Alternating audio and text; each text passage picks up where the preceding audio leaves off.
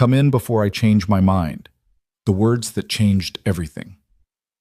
What happens when the CEO who destroyed your career shows up at your door, begging for help in the middle of a deadly storm?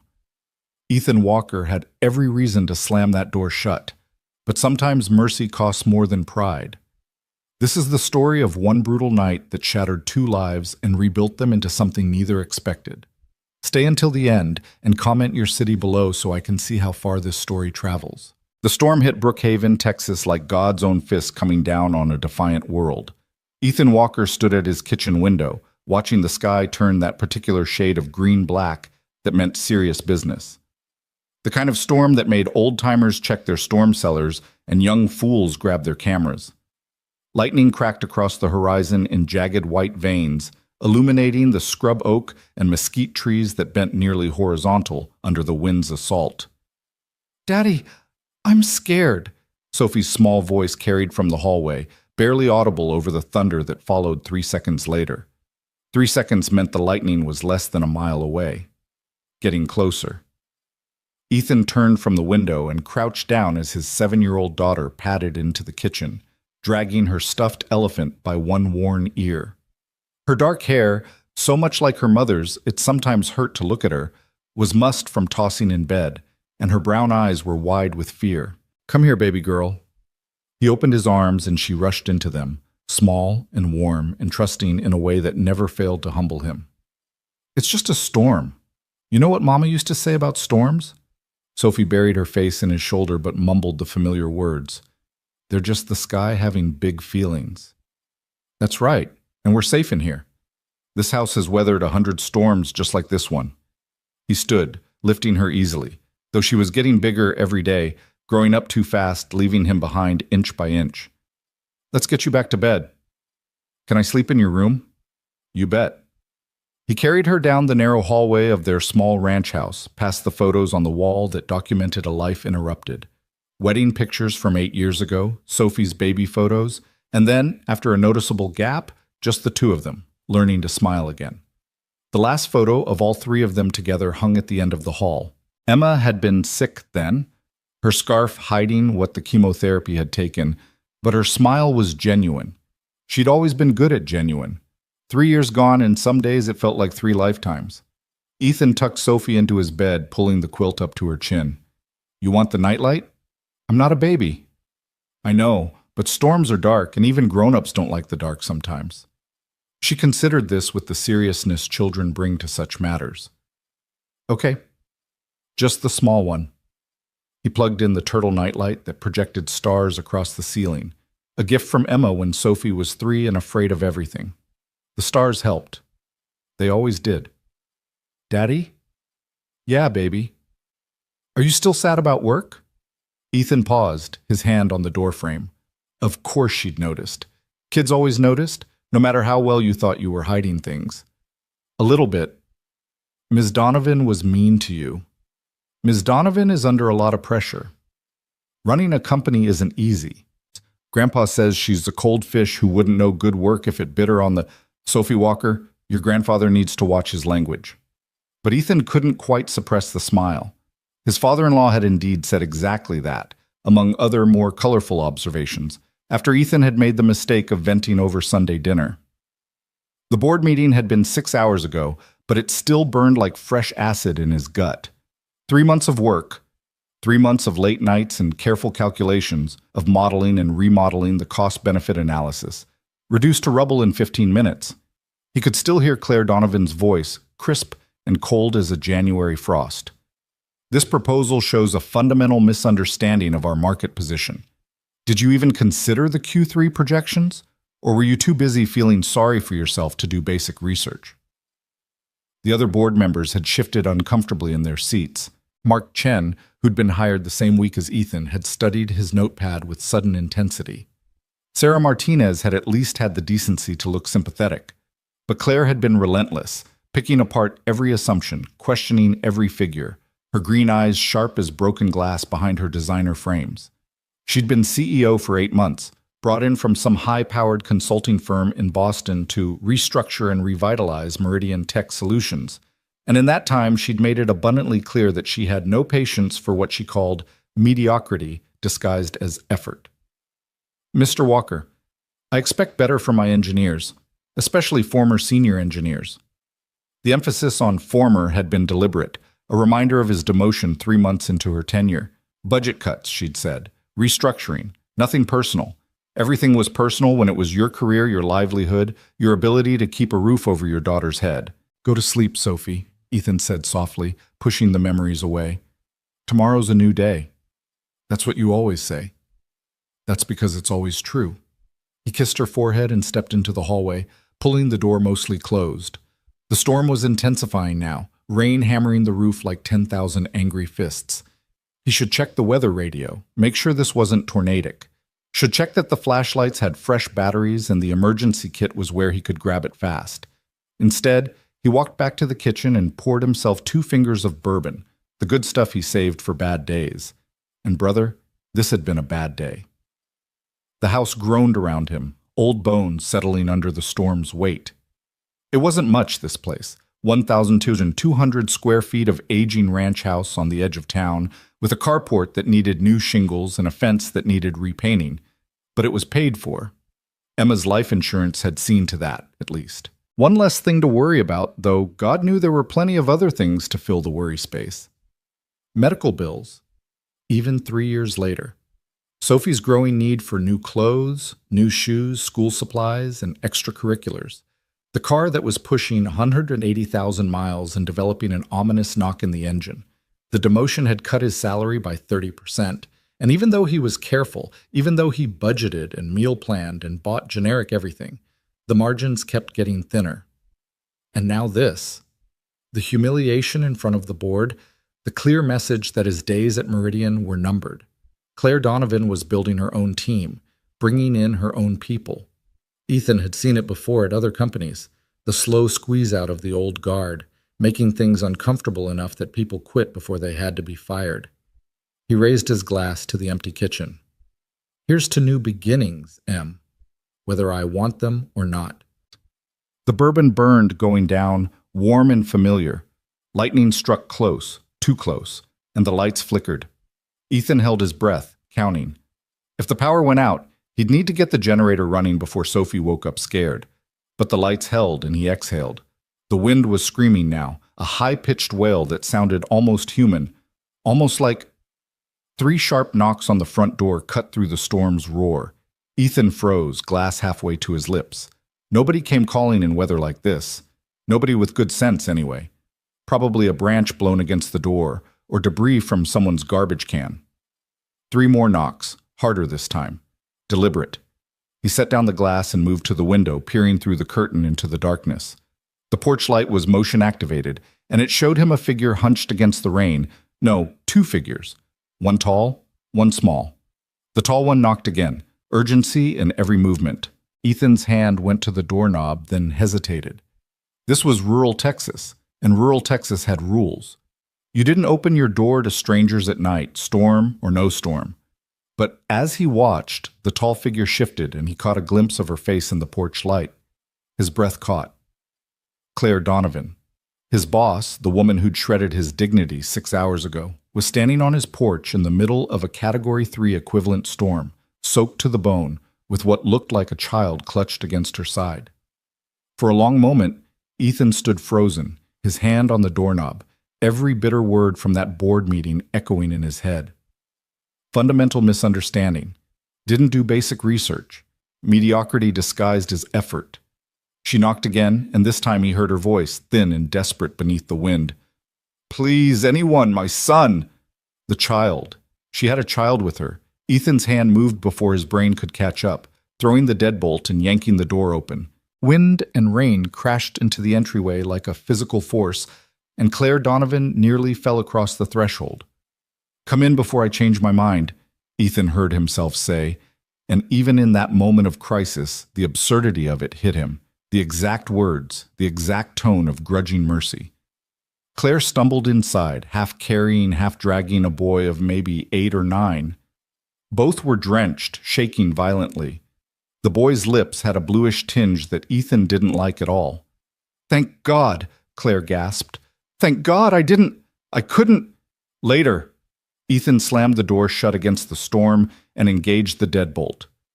Bathroom. Now. Get those wet clothes off both of you before hypothermia sets in. Training kicked in. The old military training from his enlisted years, before college, before engineering, before any of this. Assess the situation, prioritize the threats, address them in order. He led them down the hallway, acutely aware that he was bringing his boss, the woman who'd humiliated him, into his home, into his private space. But the boy was shivering hard enough to hear his teeth chatter, and that was all that mattered right now. "Sophie's in my room," he said curtly. "You can change in here." He grabbed towels from the linen closet and thrust them at Claire. "Get dry. I'll find you both something to wear." We don't... Claire's usual composure was shattered, her voice breaking. She looked young suddenly, stripped of her CEO armor, just a terrified mother with a child in danger. "You don't have a choice. 5 minutes." Ethan met her eyes. Those green eyes that had been so cold in the boardroom were wide and frightened now, almost human. "I'll leave clothes outside the door. Put them on." He didn't wait for an answer, just pulled the bathroom door shut and headed for his bedroom. His hands were steadier than his thoughts. This couldn't be happening. This absolutely could not be happening. But it was. Sophie was sitting up in bed, awakened by the commotion. "Daddy, I heard voices." "We have guests, baby. They got caught in the storm." He pulled open his dresser, grabbing sweatpants and t-shirts. "I need you to be very grown up right now, okay? Can you do that?" "Okay." Sophie's eyes were enormous. "Is someone hurt?" "Just cold and wet. They'll be fine." He hoped that was true. The boy's color had been bad. Really bad. He grabbed one of Emma's old sweaters from the back of the closet. The soft blue one she'd worn when she was recovering, when the chemo had made her cold all the time. His fingers trembled slightly as he pulled it out. 3 years, and her scent was long gone, but the shape of it still held her memory. Claire Donovan would wear his dead wife's sweater. The universe had a twisted sense of humor. He knocked on the bathroom door. "Clothes," he said shortly, and left them in a pile on the floor. Back in the kitchen, he set water to boil for tea. Hot liquids, get their core temperatures up. The emergency kit was under the sink, and he pulled out the thermal blankets. His mind was running through possibilities. If the boy needed medical attention, could he get to the hospital in this? The roads would be flooded. Cell service was probably down. These storms always knocked out the towers. The bathroom door opened, and Claire emerged, swimming in his clothes. The t-shirt hung to her knees, the sweatpants were rolled up at the ankles. She tied back her wet hair with what looked like a rubber band from his bathroom drawer. Without makeup, without her tailored suits and her executive bearing, she looked almost ordinary. Except for her eyes, which were still sharp even in their fear. "Noah," she said. "My son, he's... Bring him to the living room. I've got the heat turned up." She disappeared and returned a moment later with the boy, Noah, wrapped in a towel. Ethan had laid the thermal blankets on the couch, and Claire settled there with her son pulled close against her, both of them cocooned in reflective silver. "Tea's coming. You need to warm up from the inside."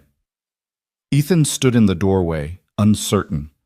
The domestic intimacy of the scene jarred against the harsh fluorescence of the boardroom, against the memory of her voice cutting him down.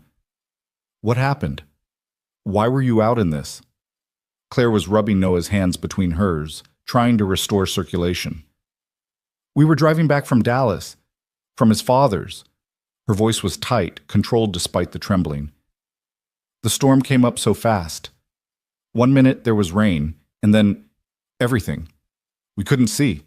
I pulled over, tried to wait it out, but the water was rising. The car started floating." "Floating?" Ethan's stomach dropped. "Flash flood?" "I think so. I got Noah out, but the current... We had to swim. I just grabbed him and started walking, looking for lights, for anything." She looked up at Ethan, and for the first time since he'd met her 8 months ago, he saw past the ice to something raw underneath. "Your house was the first light I saw." The kettle whistled. Ethan escaped to the kitchen, grateful for the excuse to look away from that unexpected vulnerability. He poured 2 mugs of tea, chamomile, the calming kind, and added honey. Comfort food. Emma had always said honey was medicine for the soul. When he returned, Claire had gotten Noah to stop shivering quite so violently. The boy's color was better, more pink than blue. That was good. That was something. Here, Ethan held out a mug. Careful, it's hot. Claire took it with both hands, wrapping her fingers around the ceramic. Thank you. The words were quiet, almost lost beneath the storm's continued assault on the roof. I know. After today, I know I'm probably the last person you wanted to see. Not the time. Ethan's voice was flat. He couldn't do this now. Couldn't unpack the complexity of having your tormentor suddenly human and needy in your living room. Drink your tea. He held out the second mug to Noah, who looked at him with dark eyes, his mother's eyes, that same sharp intelligence, but without the hardness. You like honey? The boy nodded slightly. Good. That's the secret ingredient. Makes anything better. He kept his voice gentle, the way he spoke to Sophie when she woke up from nightmares. What's your favorite subject in school? Science. Noah's voice was small, uncertain. Yeah? Me too, when I was your age. I used to build these crazy contraptions in my garage. Drove my mom nuts. He settled into the armchair across from the couch, maintaining distance. You build stuff? Sometimes. Robots mostly. Robots are cool. Sophie, my daughter, she's more into art. She's sleeping in the other room, but you'll probably meet her in the morning. Is she my age? A little color was returning to Noah's cheeks along with curiosity. She's 7. Probably close enough. Ethan glanced at Claire, who was watching this interaction with an expression he couldn't quite read. How old are you, Noah? 9. Good age. Old enough to handle a little adventure. He gestured toward the window where the storm still raged. You'll have a story to tell at school, huh? The Great Flood of Brookhaven. Noah managed a small smile. Claire was staring into her tea like it held answers. Her jaw was tight, her shoulders rigid despite the thermal blanket. Control, Ethan realized. She was fighting for control, for the armor she wore in every interaction. But it kept slipping, cracked by fear and cold and the shock of near disaster. The car? Ethan asked quietly. Gone. Swept away, I think. I couldn't... She stopped, swallowed. I just focused on getting Noah out. Smart. Cars are replaceable. He stood. I should check the weather radio, see if this is going to get worse. The radio was on the kitchen counter, and he turned it on to the emergency band. Static crackled, then a mechanical voice cut through. Flash flood warning remains in effect until 6 a.m. Residents are advised to shelter in place. Do not attempt to drive through flooded areas. Several road closures reported throughout Jefferson County. The voice continued its litany of warnings and closures, but Ethan had heard enough. Nobody was going anywhere tonight, which meant Claire Donovan, his boss, his critic, his career's executioner, was trapped in his house until morning. The universe's sense of humor was getting worse. He returned to the living room. Roads are closed. You're stuck here until this passes. We can't impose. You don't have a choice. He heard the edge in his voice and tried to soften it. This wasn't Noah's fault. Look, it's late, and you're both exhausted. We'll figure out the rest in the morning. For now, just rest. Claire opened her mouth to argue, then closed it. Some battle played out behind those green eyes. Pride versus pragmatism. CEO versus mother. Mother won. Thank you, she said again, and this time there was something else in her voice. Humility, maybe, or just bone-deep weariness. I'll get you some blankets. You and Noah can take the guest room. It's small, but there's a double bed. Ethan moved toward the linen closet, grateful again for the excuse to escape the intensity of the moment. Mr. Walker. He stopped, his back to her. Ethan. Claire's voice was quiet. Earlier today, at the meeting, I said not now. I need to say this. She stood, still wrapped in the thermal blanket like some kind of futuristic prophet. I was unnecessarily harsh. Your proposal had merit. I just had to prove you were tough. Had to show everyone you weren't going to coddle the old guard. Ethan turned to face her, and 3 months of swallowed resentment leaked into his voice. I get it. You're the new boss. You need to establish dominance. Fine. But did you have to do it in front of the entire board? Did you have to make it personal? Claire flinched as if he'd struck her. It wasn't. It was. He held up a hand. But like I said, not now. Your son almost died tonight. That trumps everything else. We can hate each other in the morning. I don't hate you. You've got a funny way of showing respect then. They stared at each other across the living room, the air thick with words unsaid and tensions unresolved. Noah was watching them both with worried eyes, and Ethan realized they were scaring the kid. He exhaled slowly, forcibly pushing down the anger. Sorry, that was out of line. You're guests in my home. You're safe here. Are we? Claire's voice was soft, almost vulnerable. Safe from you? The question hit harder than it should have. Ethan thought of Emma, of the promises he'd made at her bedside. Take care of Sophie. Be the man I know you are. Don't let the world make you bitter. Yeah, he said finally. You are. I wouldn't. He ran a hand through his hair, suddenly exhausted. I'm not a monster, Claire. Whatever you think of my work, whatever happened today, I'm not that. I know. And strangely, she sounded like she meant it. The moment stretched, fragile and strange. Then Sophie's voice called out from the bedroom. Daddy, I'm still awake. Ethan grabbed onto the interruption like a lifeline. I should go. We'll be fine. He nodded and headed toward his daughter's voice, leaving Claire and Noah wrapped in their silver cocoon, strangers in his house, complications in human form. Sophie was indeed still awake, sitting up in bed with her elephant clutched tight. Who's here, Daddy? A lady from my work and her son. They got caught in the storm. He sat on the edge of the bed. They're going to stay tonight, just until the roads are safe. Is the lady the one who made you sad? Out of the mouths of babes. Yeah, baby, that's her. Why did you let her in then? It was a fair question. Ethan considered it, looking for an answer a 7-year-old could understand. Because she needed help, and we help people who need it, even if they haven't been nice to us. That's what Mama taught us, remember? Is that easy? No, baby. It's really hard. But we do it anyway? Yeah, we do it anyway. Sophie processed this with her characteristic seriousness. Okay, but if she's mean to you again, I'm going to tell her to stop. Despite everything, Ethan smiled. You're a fierce one, Sophie Walker. I learned from the best. She yawned, the adrenaline of the storm finally wearing off. Will you stay until I fall asleep? Always. He stretched out beside her on top of the covers, and she curled against him like she used to when she was tiny. His brave girl, his whole world. Whatever happened with the job, with Claire, with any of it, Sophie was what mattered. The storm hammered on outside, but inside, in this moment, there was peace. Sophie's breathing slowly evened out into sleep, and Ethan found himself staring at the glow-in-the-dark stars on the ceiling.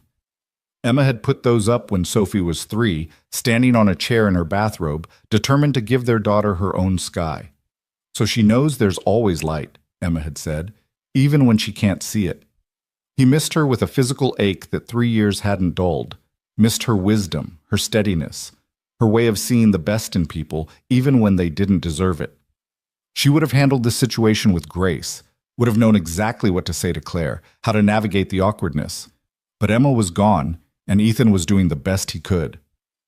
Carefully, he extracted himself from Sophie's sleeping grip and padded back to the living room. Claire and Noah were right where he'd left them, but Noah's eyes were closed now, his head on his mother's shoulder. Claire was stroking his hair absently, and she looked up when Ethan appeared. He's asleep, she whispered. Good. That's the best thing for him. Ethan kept his voice low. Let me show you the guest room. He led them down the hallway. It really was a small house. Everything was close quarters, to the room at the end. It had been Emma's home office once, then a storage room, and now it served as an occasional guest room for when Emma's parents visited. A double bed, a dresser, a window that looked out onto the backyard. Simple, but clean. Bathroom's right across the hall. There's a lock on this door if that makes you more comfortable. He stood in the doorway, maintaining professional distance. Fresh toothbrushes are in the cabinet under the sink. Ethan, Claire shifted Noah's weight in her arms. I really am sorry. About today. About all of this. Don't. He held up a hand. You don't get to apologize for this. For needing help. That's just being human. He paused. The rest of it, we'll deal with that later. Will there be a later, or will you report this to HR? Boss shows up at employee's house, creates uncomfortable situation. You think I'd do that? Ethan was genuinely surprised. I don't know. I don't know you at all, really. Claire's voice was tired, stripped of its usual sharpness. I know your resume. I know your work performance. I know you're consistently 10 minutes early and you never leave before finishing your assignments. But I don't know you. And whose fault is that? The words came out harder than he'd intended, and Claire flinched, but she didn't look away. Mine. I kept everyone at a distance. That's how I thought leadership worked. Well, Ethan leaned against the doorframe. Maybe that's something to think about. When you're not busy keeping your kid from freezing to death. Oh, a ghost of a smile touched her lips. Practical to the end. Someone has to be. He pushed off from the frame. Try to get some sleep. Morning will be here before you know it. He pulled the door closed and stood in the hallway for a moment, listening to the storm. It was weakening now, the fury giving way to steady rain. The worst had passed. Or maybe it was just beginning. Back in the kitchen, Ethan poured himself another finger of bourbon, just one more, to settle his nerves. The clock on the microwave read 11:47 p.m. Less than 12 hours ago, he'd been sitting in a conference room, watching his career aspirations crumble. Now his boss was sleeping in his guest room, wearing his dead wife's sweater, vulnerable in a way that complicated everything. He should hate her. Part of him did hate her, the part that had watched 3 months of work dismissed with casual cruelty, that felt the sting of demotion and diminishment, that worried about Sophie's future because his salary wasn't enough anymore. But another part, the part Emma had cultivated, the part that still believed in basic human decency, that part had seen a mother terrified for her child and hadn't hesitated. You'd be proud of me, Em, he whispered to the empty kitchen. Or you'd say I'm an idiot. Possibly both. The bourbon burned less this time, familiar and warming. His phone buzzed. Surprisingly, the cell towers hadn't gone down after all. A text from Mark Chen. Roads flooded. Working from home tomorrow. You okay? Ethan thumbed back. Fine. House is solid. Stay safe. Another text, this one from his father-in-law. Storm bad out your way. Been worse. We're good. He didn't mention the guests. That would require explanations he wasn't ready to give. The house settled into nighttime quiet, punctuated by rain and the occasional groan of old wood. Ethan checked the locks, checked that the flashlights were still where he'd left them, checked on Sophie one more time, still sleeping peacefully, her elephant tucked under her chin. He paused outside the guest room door, listening. Soft breathing, nothing more. Good. They needed rest. Back in his own room, the room he'd shared with Emma, though he'd gotten rid of most of her things because it hurt too much to see them every day, Ethan lay down fully clothed on top of the covers. Sleep felt impossible. His mind was racing, replaying the evening in fragments. Claire's face in the porch light, desperate and afraid. Noah's blue lips. The moment of decision at the door, knowing he could have turned them away, knowing he probably should have. Come in before I change my mind. Words he couldn't take back now. The ceiling fan turned lazy circles overhead, and Ethan watched the shadows it cast. Emma used to say he thought too much, that he could analyze the joy right out of a moment. But this wasn't joy.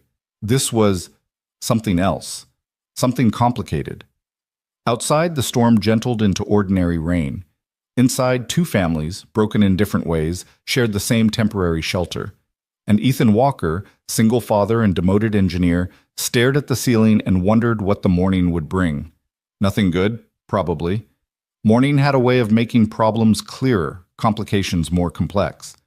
But for now, there was just the rain and the warmth of his house, and the knowledge that he'd done the right thing even when every bitter part of him had wanted to do something else.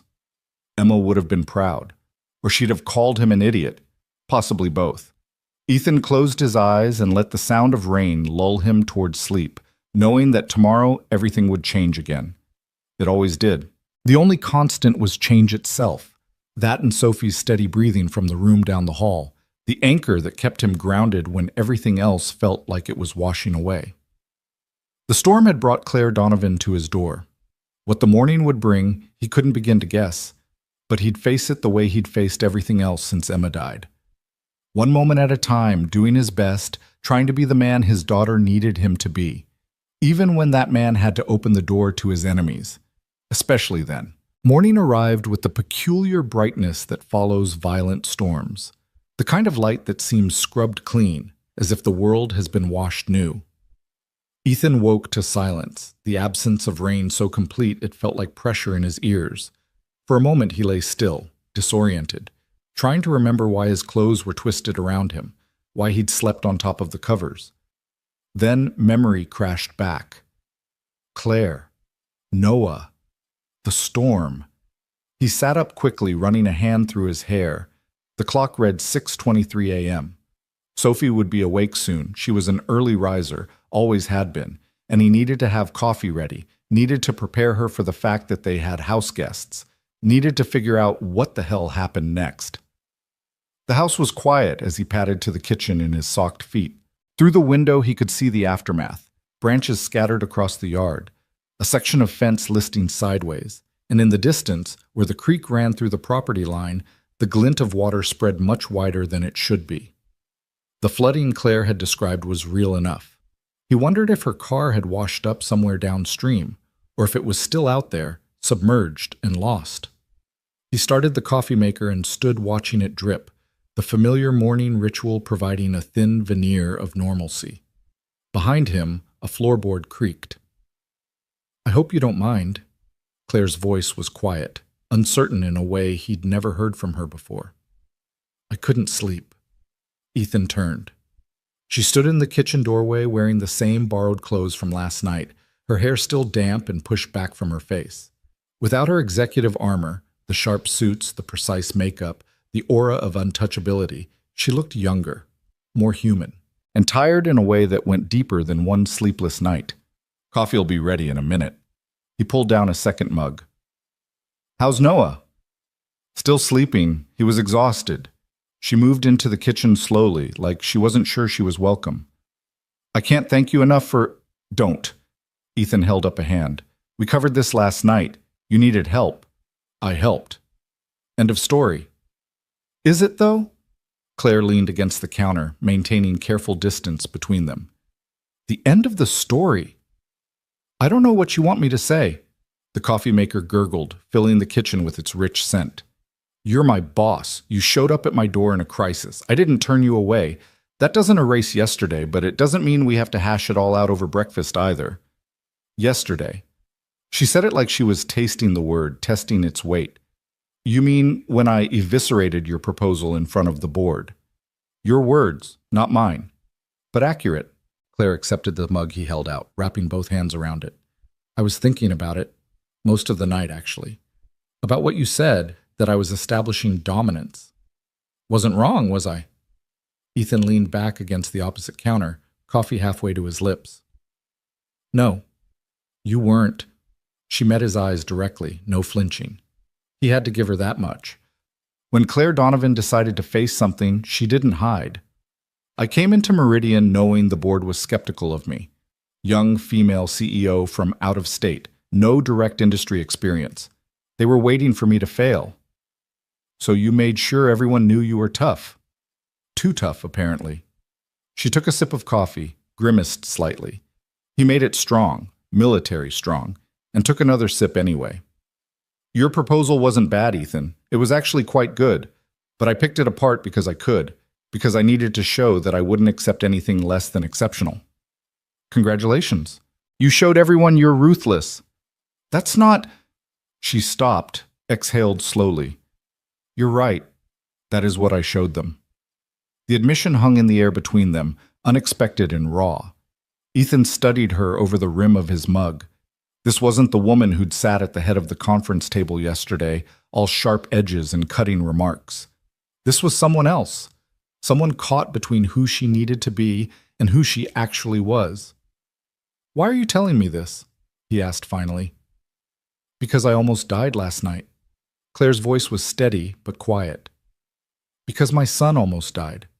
And the only thing standing between us and hypothermia was the kindness of a man I'd spent the afternoon humiliating. She paused. That does things to your perspective. Near-death experiences tend to. Have you had many? Enough. Ethan thought of Emma's last days, of watching her slip away by increments, of the moment he'd understood she wasn't coming back. Enough to know that perspective is overrated.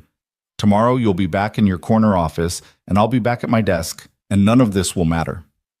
Will it really be that simple? It has to be. They stood in silence, drinking coffee while the morning brightened outside.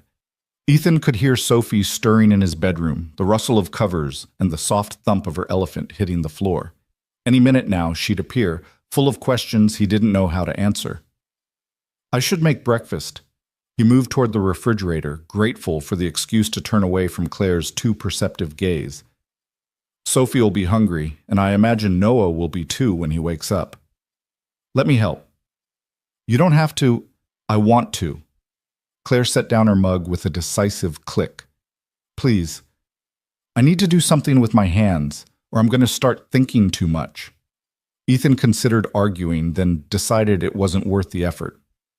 Fine, you can work on pancakes. Mixes in that cabinet, pans in the drawer below the stove. They moved around each other carefully, establishing rhythms. Ethan pulled eggs and bacon from the fridge while Claire found the pancake mix in measuring cups. It was strangely domestic, this dance in his small kitchen, and deeply surreal. Yesterday she'd been his boss. Today she was making pancakes in his dead wife's sweater. Daddy? Sophie appeared in the doorway, elephant tucked under one arm, her hair a wild tangle around her face. She stopped short when she saw Claire. Oh. Morning, baby girl. Ethan crouched down to her level. Remember I told you we had guests? The lady from your work. Sophie's eyes were wide, taking in every detail. You're wearing Daddy's clothes. My clothes got wet in the storm. Claire's voice was gentler than Ethan had ever heard it. Your dad was kind enough to lend me these. That's Mama's sweater. The words dropped into the kitchen like stones into still water.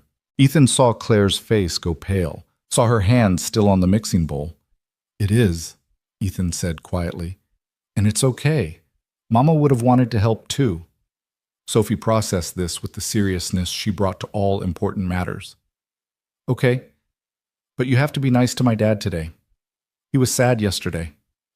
Sophie, Ethan started. No, she's right. Claire met Sophie's gaze directly, speaking to her like an adult.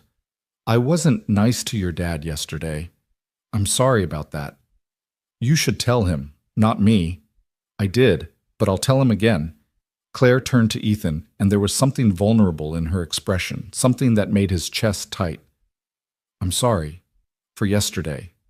For how I treated you and your work. Ethan wanted to stay angry. It would be easier to stay angry.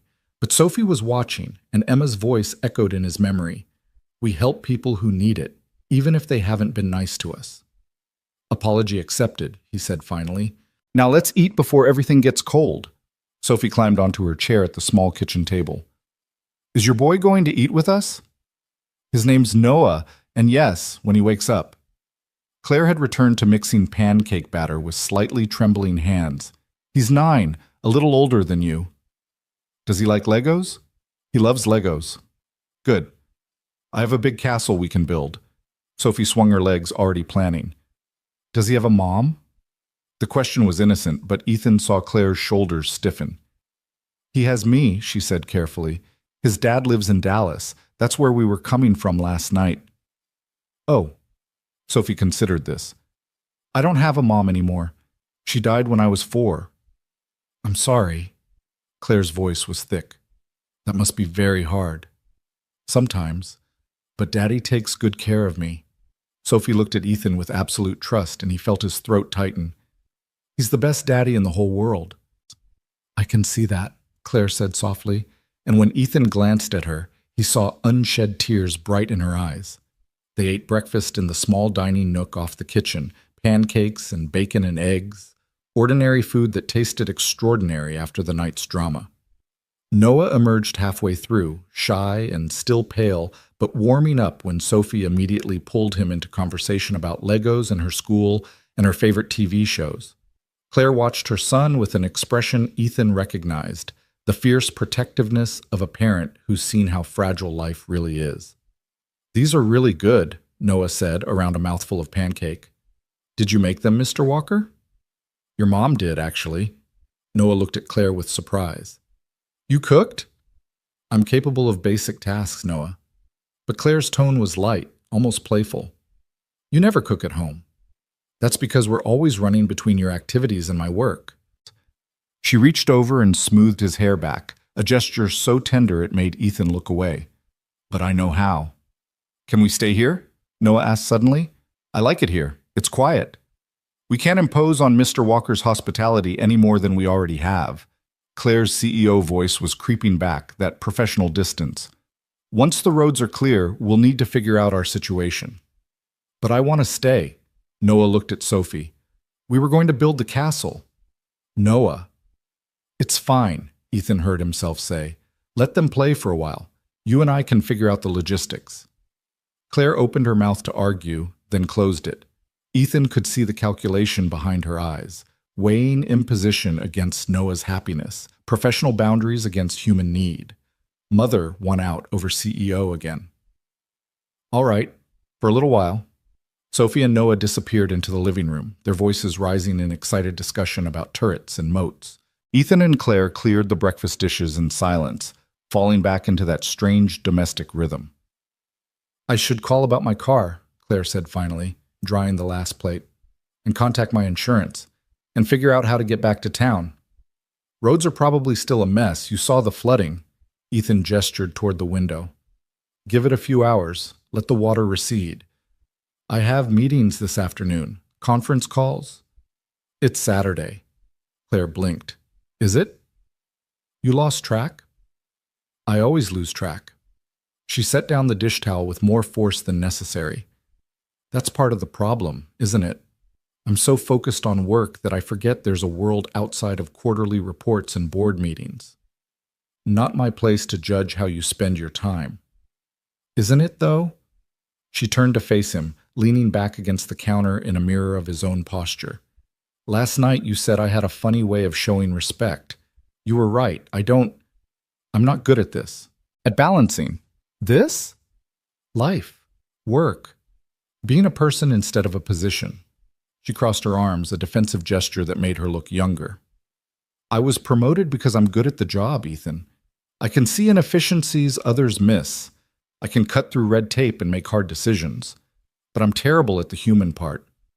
The part where I remember that every employee is a person with a life and problems and dignity. So you're self-aware. That's something. Is it? Or is it just another excuse?" Claire's voice rose slightly, frustration bleeding through. "I knew yesterday that I was being too harsh. I knew it, and I did it anyway because proving myself felt more important than being decent." From the living room came the sound of children's laughter, Sophie and Noah finding common ground in plastic bricks and imagination. Ethan listened to it for a moment, letting it settle something in his chest. "You want absolution," he said finally. "You want me to say it's okay, that I understand the pressure you were under, that we can just move past it. Don't I get that? After last night? Last night you were a mother in danger. This morning you're my boss again." Ethan met her eyes steadily. "Those are two different people, Claire, and I don't know which one is real." "Both. Neither." She pushed off from the counter, pacing the small kitchen like a caged animal. "I don't know anymore. I used to be so sure of everything, but Noah's father left because I worked too much. My mother thinks I'm destroying my son's childhood, and now I'm standing in a stranger's kitchen wearing his dead wife's clothes, having an existential crisis over pancakes." Despite himself, despite everything, Ethan laughed. "When you put it that way, it does sound absurd." "It's not funny."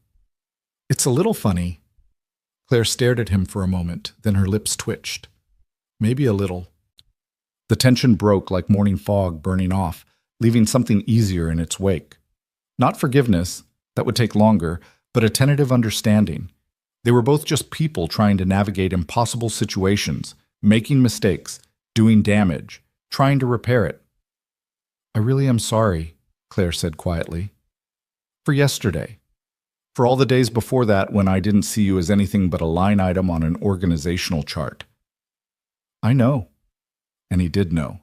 He could hear the truth of it in her voice. But you're going to have to prove it, not just say it. How? I don't know yet. That's your problem to solve. Ethan moved toward the living room, where Sophie was explaining her architectural vision to Noah with the seriousness of a master builder. For now, let's just get through today. The morning unfolded with surprising ease. The children built their Lego castle with intense concentration, collaborating on design decisions with a seriousness that would have been funny if it weren't so earnest. Claire made more coffee and tried repeatedly to check her phone, but the service was spotty, cutting in and out with the storm's lingering effects. The world will survive without you for a few hours, Ethan said, catching her for the third time staring at her blank screen. That's what I'm afraid of. But she put the phone down. Around noon, Ethan ventured outside to assess the damage. The fence could be fixed easily enough. The branches needed clearing, and the flooding. He walked down to the creek and whistled low. The water was running high and fast, chocolate brown with sediment, spreading across the low-lying areas in vast temporary lakes. Nothing was getting through this for at least another day. Claire joined him at the creek's edge, picking her way carefully through the muddy grass. She'd borrowed a pair of his work boots, too big, flopping slightly with each step, and looked utterly incongruous in her borrowed clothes and oversized footwear. It's worse than I thought, she said, staring at the water. Flash floods are unpredictable. You're lucky you made it out of your car. I know. She was quiet for a moment, watching the current carry branches and debris past them. I keep thinking about it. That moment when the car started floating. Everything went slow and fast at the same time. I couldn't think, couldn't process. I just knew I had to get Noah out. Adrenaline. It shuts down higher reasoning, focuses everything on survival. Have you studied this or experienced it? Both. Ethan bent to pick up a fallen branch, tossing it toward his growing debris pile. I was enlisted for 4 years before college, did a tour in Afghanistan. You learn about adrenaline pretty quick in a combat zone. Claire looked at him with new interest. I didn't know that. It's not in my personnel file. Ancient history. Not that ancient. You're what, 35? 37. You? 34. Young for a CEO, they keep reminding me. Who's they? Everyone. The board, my mother, my ex-husband, who loves to point out that my ambition destroyed our marriage. She kicked at a clump of mud. Maybe he was right. Or maybe he couldn't handle having a wife more successful than him. Ethan kept his voice neutral. That's usually what you work too much actually means. You sound like you have experience. Not personally, but I watched my sister go through it. Her ex spent 5 years complaining that she was never home, that her job was more important than their family. Turned out what he really wanted was a housewife, not a partner. And your wife, Emma? Claire asked it carefully, like she was stepping on uncertain ground. Ethan was quiet for a long moment, considering how much to share. Emma was a teacher, 3rd grade. She loved her job, but it was never about career advancement for her. It was about the kids. He smiled at the memory. She used to say that if she could help one child fall in love with reading, her whole year was worthwhile. She sounds lovely. She was. The past tense still hurt. She got sick 3 months after Sophie's 4th birthday. Ovarian cancer, stage 4. We fought it hard. Surgery, chemo, radiation, clinical trials, but it was too aggressive. She died 18 months later. I'm so sorry. Claire's voice was thick with genuine sympathy. That must have been, I can't imagine. You learn to carry it. The grief doesn't get smaller, but you get stronger at holding it. He glanced at her. That's not in my personnel file either. Maybe it should be. Maybe we should all know more about each other than what's in the files. They walked back toward the house in companionable silence. Ethan found himself stealing glances at Claire, trying to reconcile this thoughtful, vulnerable woman with the Ice Queen CEO who'd torn apart his proposal. Maybe they were both real. Maybe people were always more complicated than the roles they played. Sophie met them at the door, bouncing with excitement. Daddy, Noah and I built the biggest castle ever. You have to come see. Lead the way, architect. The castle was indeed impressive, sprawling across most of the living room floor, complete with towers and a working drawbridge, and what appeared to be a dragon made from red and orange bricks. Noah stood beside it proudly, and Ethan saw Claire's expression soften as she took in her son's happiness. This is spectacular, Claire said. You two make a good team. Noah's really smart, Sophie announced. He knows all about structural integrity. Structural integrity? Ethan raised an eyebrow. It means making sure things don't fall down, Noah explained seriously. You have to distribute the weight evenly, or the whole thing collapses. Sound engineering principle, Ethan agreed, shooting Claire an amused look. He gets it from his father, Claire said. Michael's an architect. He's always talking about load-bearing walls and stress points. Do you see him a lot? Sophie asked Noah. Your dad? Every other weekend, and Wednesdays for dinner. Noah's voice was matter-of-fact, but Ethan heard the note underneath, the resignation of a child who'd learned not to expect more. He's busy with his new family. New family? Sophie looked confused. He has a girlfriend, Tanya. She has 2 kids. Noah shrugged. They're okay, I guess. Claire's jaw was tight, but she kept her voice light. How about some lunch? I'm starving. They made sandwiches, peanut butter and jelly for the kids, turkey and cheese for the adults, and ate at the kitchen table while Sophie regaled them with stories from school. She was a natural performer, animated and enthusiastic, and Ethan watched Noah slowly come out of his shell under her relentless friendliness. After lunch, Claire finally got a stable phone signal and stepped onto the porch to make her calls. Through the window, Ethan watched her pace, phone pressed to her ear, her free hand gesturing as she talked. Even in borrowed clothes and oversized boots, she carried authority. It was in her posture, her movements, the way she commanded space. Is Ms. Donovan nice? Sophie asked, appearing at his elbow. When she wants to be. She seems sad. Out of the mouths of babes, again. Maybe she is, baby. Adults are complicated. Are you still mad at her? Ethan considered the question. Was he? The anger from yesterday had dulled into something else. Not forgiveness exactly, but a kind of weary acceptance. I don't know. Maybe a little. But it's not your job to worry about that. I know. But you're happier when you're not mad. Sophie leaned against him, small and warm. Mama used to say that holding on to anger is like drinking poison and expecting the other person to get sick. Your mama was a wise woman. I know. I wish I remembered her better. The admission pierced him. Sophie had been so young when Emma died, 4 years old, barely forming long-term memories. What she remembered was often pieced together from photos and stories, a patchwork mother rather than a living presence. She loved you more than anything, Ethan said, pulling Sophie close. Every single day, she loved you. I know, you tell me all the time. Sophie looked up at him with those serious brown eyes. Do you think you'll ever get married again? The question caught him completely off guard. Where did that come from? Billy Rodriguez's dad got married again, to their neighbor. Billy says it's weird, but also kind of nice because now he has someone to make him breakfast. You have me to make you breakfast. I know, but don't you get lonely? Did he? Ethan had gotten so used to the loneliness that it had become background noise, as constant and unremarkable as his heartbeat. He'd convinced himself he was too busy for dating, too focused on Sophie, too stuck in his grief. But maybe those were just excuses. Sometimes, he admitted.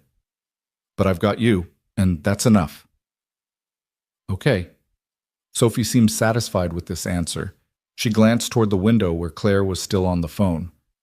Ms. Donovan looks lonely too. Sophie Walker, are you matchmaking?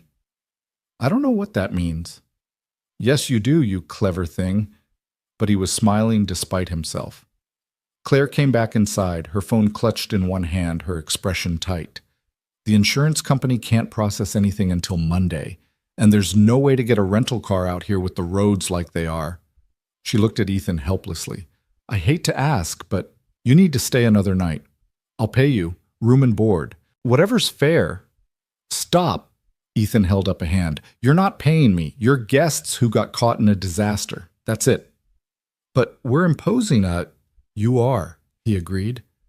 But that's not your fault. The storm's not your fault. Just let it go, Claire. For once in your life, just accept help without turning it into a transaction. She stared at him for a long moment, and he watched her wrestle with it. The need for control, the discomfort of dependence, the CEO's instinct to maintain power through exchange. Finally, something in her face softened. Okay, she said quietly. Thank you. You're welcome. The afternoon stretched into evening in a way that felt almost normal. The children played while Ethan worked on his laptop, catching up on emails, checking project statuses, doing the weekend work that his demotion hadn't eliminated. Claire sat at the other end of the couch, her own laptop balanced on her knees, frowning at spreadsheets with the focused intensity of a general planning a battle. Do you always work weekends? Ethan asked finally. Usually. Do you? Since the demotion, yeah. Have to prove I'm still valuable, even at a lower pay grade. Claire's fingers stilled on the keyboard. That's not... You shouldn't have to prove anything. And yet, here we are. She closed the laptop with a definitive snap. What would you say if I told you the demotion was a mistake? Ethan looked up slowly. I'd say that's a hell of a thing to admit. The board wanted cuts. I had to show fiscal responsibility in my first quarter.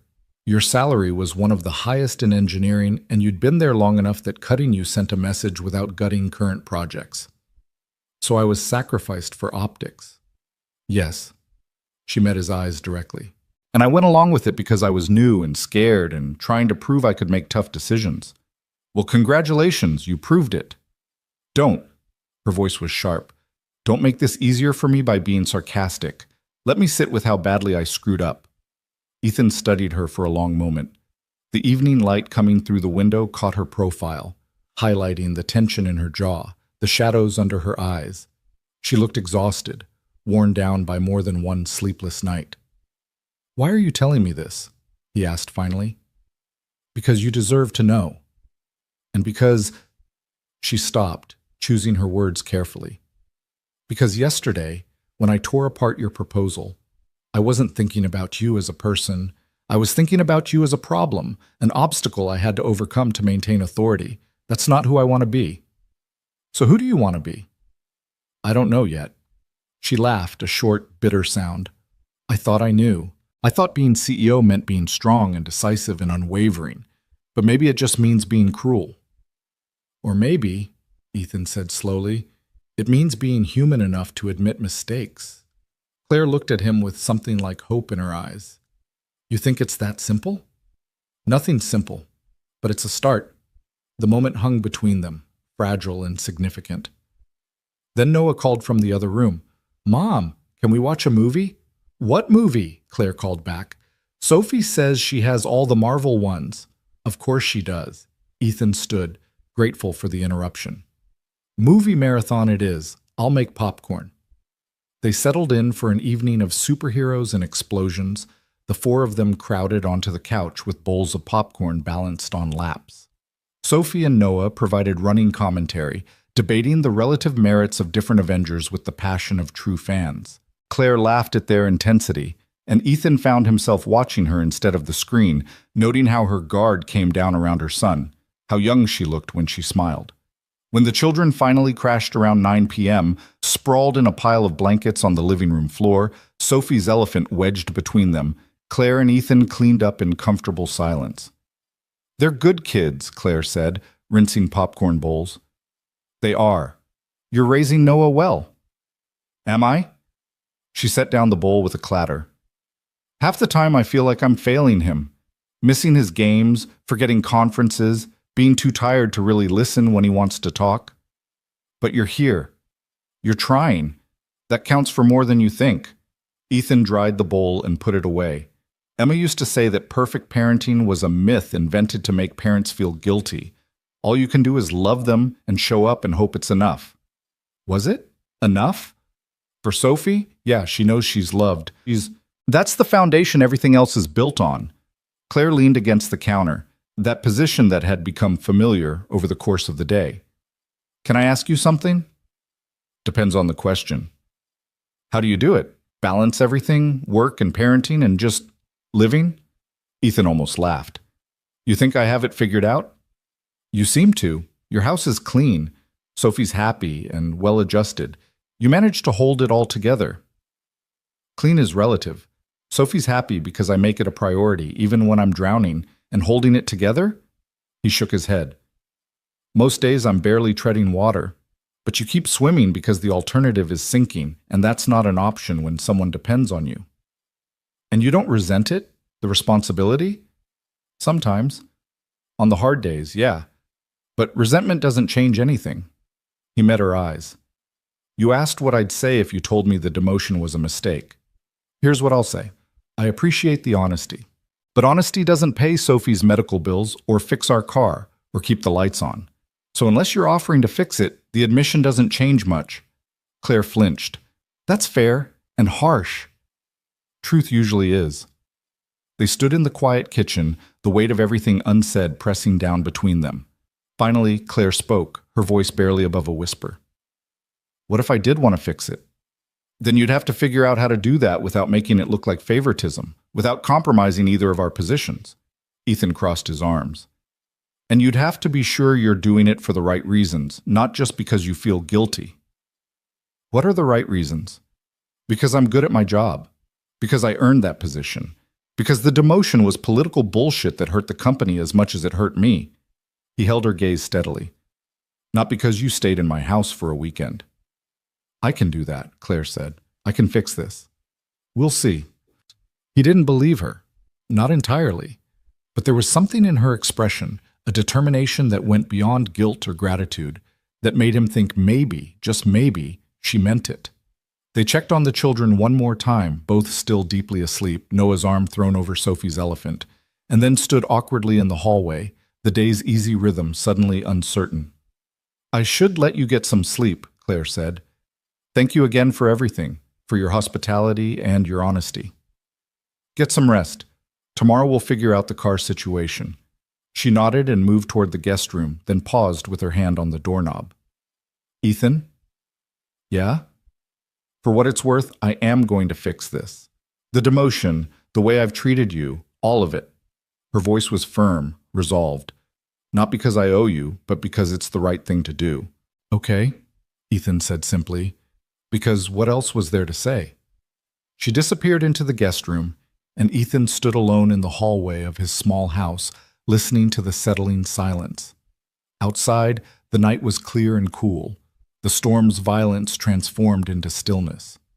Inside, two families who'd been strangers yesterday were learning to navigate each other's spaces, finding unexpected common ground. Tomorrow Claire would be his boss again. Tomorrow, the complications would reassert themselves. The professional boundaries would snap back into place. But tonight, for these few hours, they were just people who'd survived something together. And maybe that was enough. Maybe it had to be. Ethan lay awake long after the house settled into silence, staring at the familiar shadows on his ceiling. The weekend had fractured something, not broken it exactly, but cracked it open enough that light could get in. Or maybe darkness could get out. He wasn't sure which metaphor fit better. Sunday morning arrived with Sophie's inevitable early wake-up call, her small voice cutting through his half-sleep. Daddy, can we make pancakes again? Noah really liked them. Noah's mom made those, remember? But you can make them too, please. He couldn't say no to her, never could. So they made pancakes together, Sophie standing on her step stool to help measure and mix, getting flour on her nose and giggling when he wiped it off.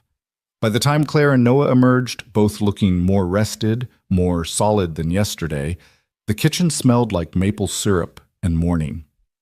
I could get used to this, Noah said, climbing into his chair with the ease of someone who'd already claimed his space. Don't, Claire said, but her tone was gentle. We're going home today. But Mom, Noah. Just his name, but with enough weight that he subsided into disappointed silence. Ethan checked his phone while they ate. The Weather Service had downgraded all warnings, and the local news showed road crews working to clear the flooding. By afternoon, most routes would be passable. Claire could leave, should leave, would leave. The relief he expected to feel didn't come. Instead, there was something else, a strange reluctance, an awareness that once she left, the spell would break. Tomorrow morning, he'd walk into Meridian as the demoted engineer, and she'd be the CEO who'd put him there, and this weekend would become an anomaly neither of them knew how to address. "I called a tow company," Claire said, scrolling through her phone. "They can get my car tomorrow, hopefully salvage something, and there's a rental place in town that opens at noon. I can drive you." The offer was out before Ethan thought it through. "You don't have to. Roads might still be tricky. You don't know the area." He kept his voice neutral, practical. "Besides, I need to pick up some supplies from the hardware store anyway." It was a transparent excuse, and they both knew it, but Claire nodded. "Thank you."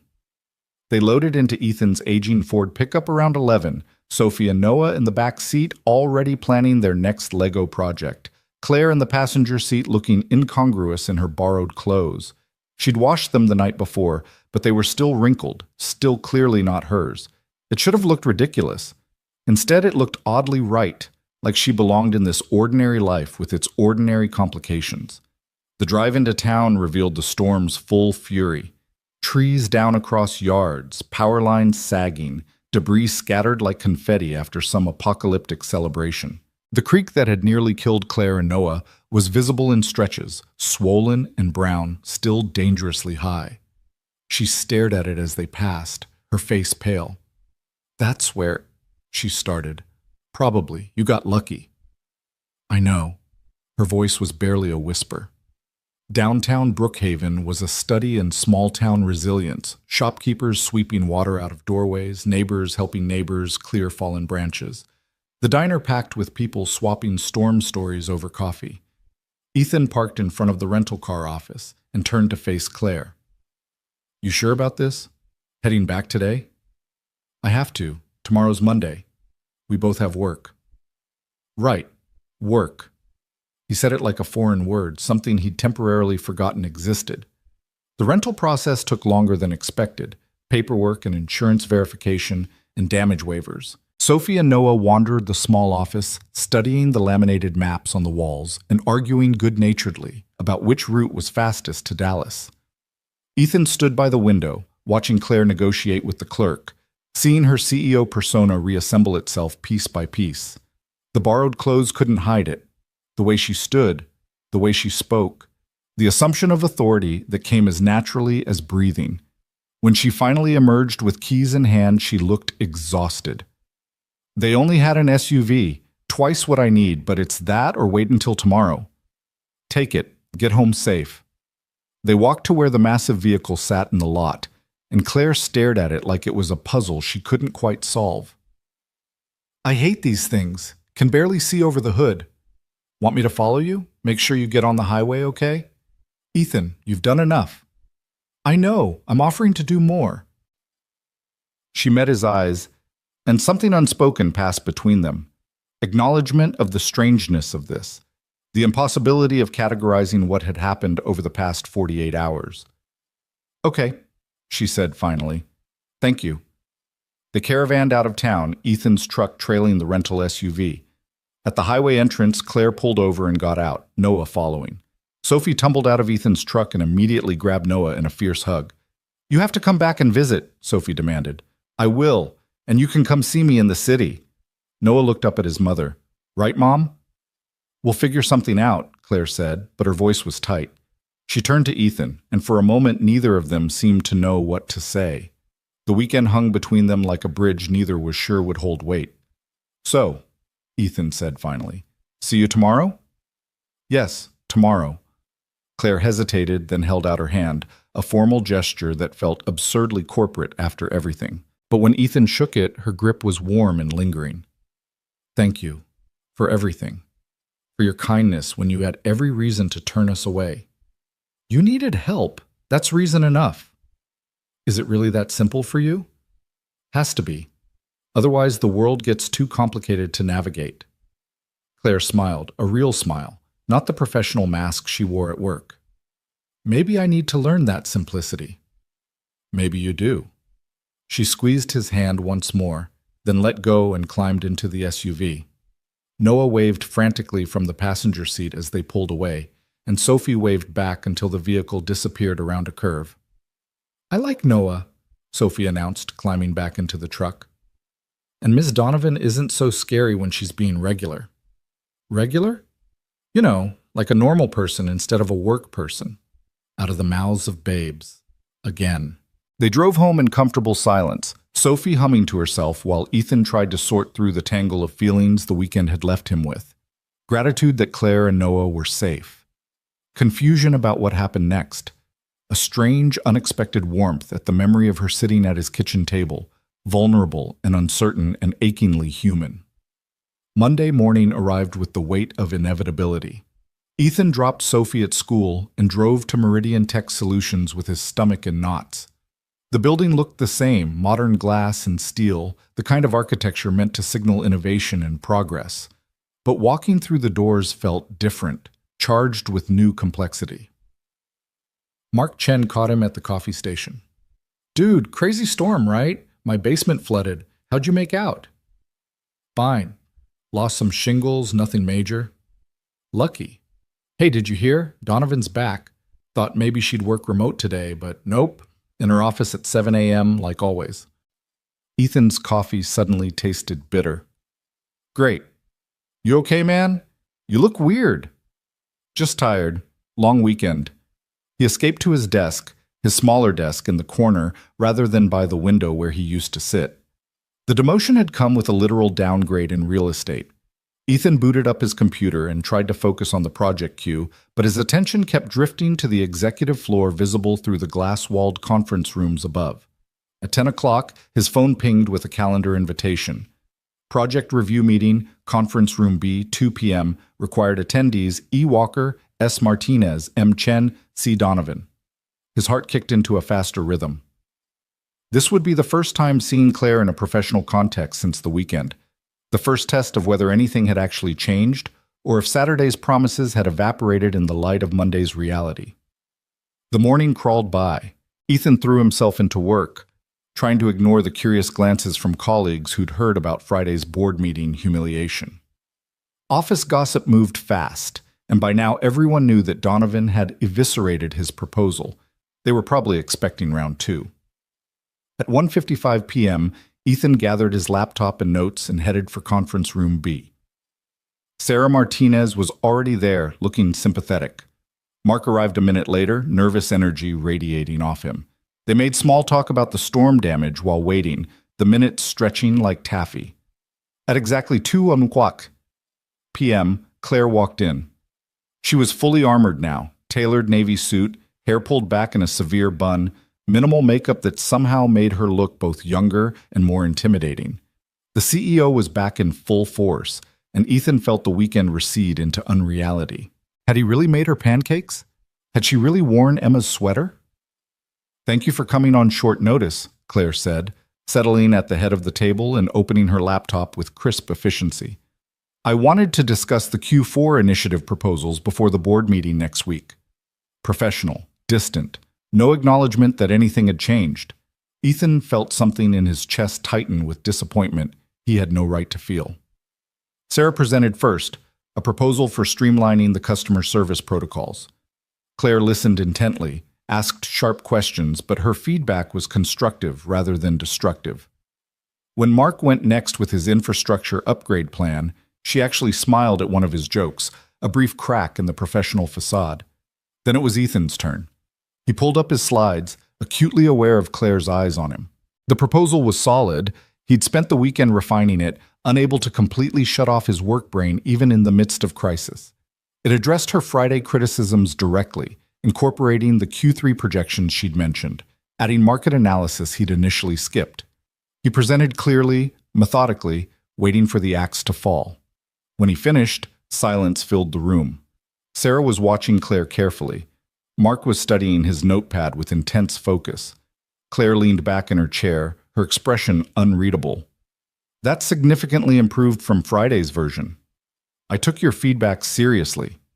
"I can see that." She paused, and Ethan braced himself. "The cost-benefit analysis here is particularly strong, and the implementation timeline is realistic, which wasn't the case before." Wait, was that praise? However, Claire continued, and there it was. The inevitable, however. I think you're still underestimating the resource allocation needed for Phase 2. If you look at the personnel requirements, she pulled up a spreadsheet on the main screen and walked through her analysis. But this time it wasn't an attack. It was a conversation, a back and forth, where she identified problems and Ethan offered solutions, where they built on each other's ideas rather than tearing them down. Sarah and Mark exchanged glances, clearly confused by this new dynamic. When the meeting finally wrapped at 3:30, Claire gathered her materials with brisk efficiency. Ethan, stay for a moment. The rest of you are dismissed. Oh God. Here it came. The real conversation, the acknowledgement of the weekend's awkwardness, the establishment of new boundaries. The door closed behind Sarah and Mark, and suddenly the conference room felt very small. Claire didn't sit back down. Instead, she moved to the window, staring out at the parking lot below. That was professional of you, keeping things business-focused. Isn't that what we're supposed to do? Yes, but I half expected. I don't know what I expected. She turned to face him. The demotion. I meant what I said this weekend. I'm going to fix it. Claire, let me finish. I spoke with the board chair this morning, explained that the cost-cutting measures had been short-sighted, that we'd inadvertently gutted our senior engineering talent right when we need it most for the Q4 push. She crossed her arms, defensive despite the confident words. I'm recommending your reinstatement to senior engineer effective immediately, with back pay. Ethan felt like the floor had dropped out from under him. You're serious? Completely. But there are conditions. Of course there were. Which are? You report directly to me for the next quarter. Weekly check-ins, full transparency on project status. I need to be able to show the board that this isn't favoritism, that you're earning this. Earning back what I already earned? The words came out sharper than intended. I know how it sounds, but this is the only way I can sell it without creating a shitstorm of office politics. Claire's voice was tight. Take it or leave it, Ethan. This is the best I can offer. He studied her face, trying to read past the CEO mask. Was this guilt? Genuine recognition of his value? Or something more complicated, tangled up with the weekend's unexpected intimacy? I'll take it, he heard himself say. But I want the reporting structure to be temporary. 3 months, then I'm back to standard chain of command. Agreed. And I want it in writing, signed by you and HR. No backing out if you change your mind or the board pushes back. Done. She pulled out her phone and typed rapidly. I'll have the paperwork ready by end of day. They stood in the conference room, the afternoon light slanting through the windows, and Ethan felt the ground shift beneath him again. This was real. This was happening. The weekend had changed something after all. Thank you, he said finally. Don't thank me. You earned this. Claire's voice softened slightly. What I did, the demotion, the way I treated you, it was wrong. I'm trying to make it right. Because it's the right thing to do. Yes, and because... She stopped, choosing her words carefully. Because this weekend showed me what kind of leader I've been. And it's not who I want to be. Before Ethan could respond, his phone buzzed, then buzzed again, then started ringing. Sorry, He glanced at the screen and his heart stopped. Sophie's school. I have to take this, he answered, already moving toward the door. Hello? Mr. Walker? This is Principal Davidson. Sophie's fine, but there's been an incident. What kind of incident? Another student said something unkind about her mother. Sophie became upset and pushed him. We need you to come in and discuss this. Ethan closed his eyes. Sophie had never been physical before, never lashed out. I'll be there in 10 minutes. He ended the call and turned to find Claire watching him with concern. Sophie? Trouble at school. I have to go. Of course. Go. She hesitated. She okay? I don't know. I'll find out. He grabbed his laptop bag and headed for the door, then paused. Claire? Thanks for the reinstatement and for asking about Sophie. That's what decent humans do, Ethan. Ask about each other's kids. He managed a tight smile and left, his mind already racing ahead to the school, to whatever had happened, to Sophie, who was usually so careful about her feelings, so good at keeping the grief tucked away where it couldn't hurt anyone. The elementary school principal's office was exactly as Ethan remembered from previous visits. Administrative beige, motivational posters about kindness and respect, the faint smell of industrial cleaner. Sophie sat in a chair outside the office, her face blotchy with tears, her small hands clenched in her lap. "Baby girl." Ethan crouched in front of her. "What happened?" "Tommy said Mama left because she didn't love us enough to stay." Sophie's voice broke. "He said she chose to die instead of being my mom." White-hot rage flooded through Ethan, followed immediately by crushing sadness. "Oh, Sophie, you know that's not true." "I know, but he kept saying it, and everyone was listening, and I pushed him." She looked up with desperate eyes. "I'm sorry, Daddy. I know I shouldn't have, but I was so mad." "It's okay to be mad. It's not okay to push." He pulled her into a hug, feeling her small body shake with sobs. "But I understand why you did."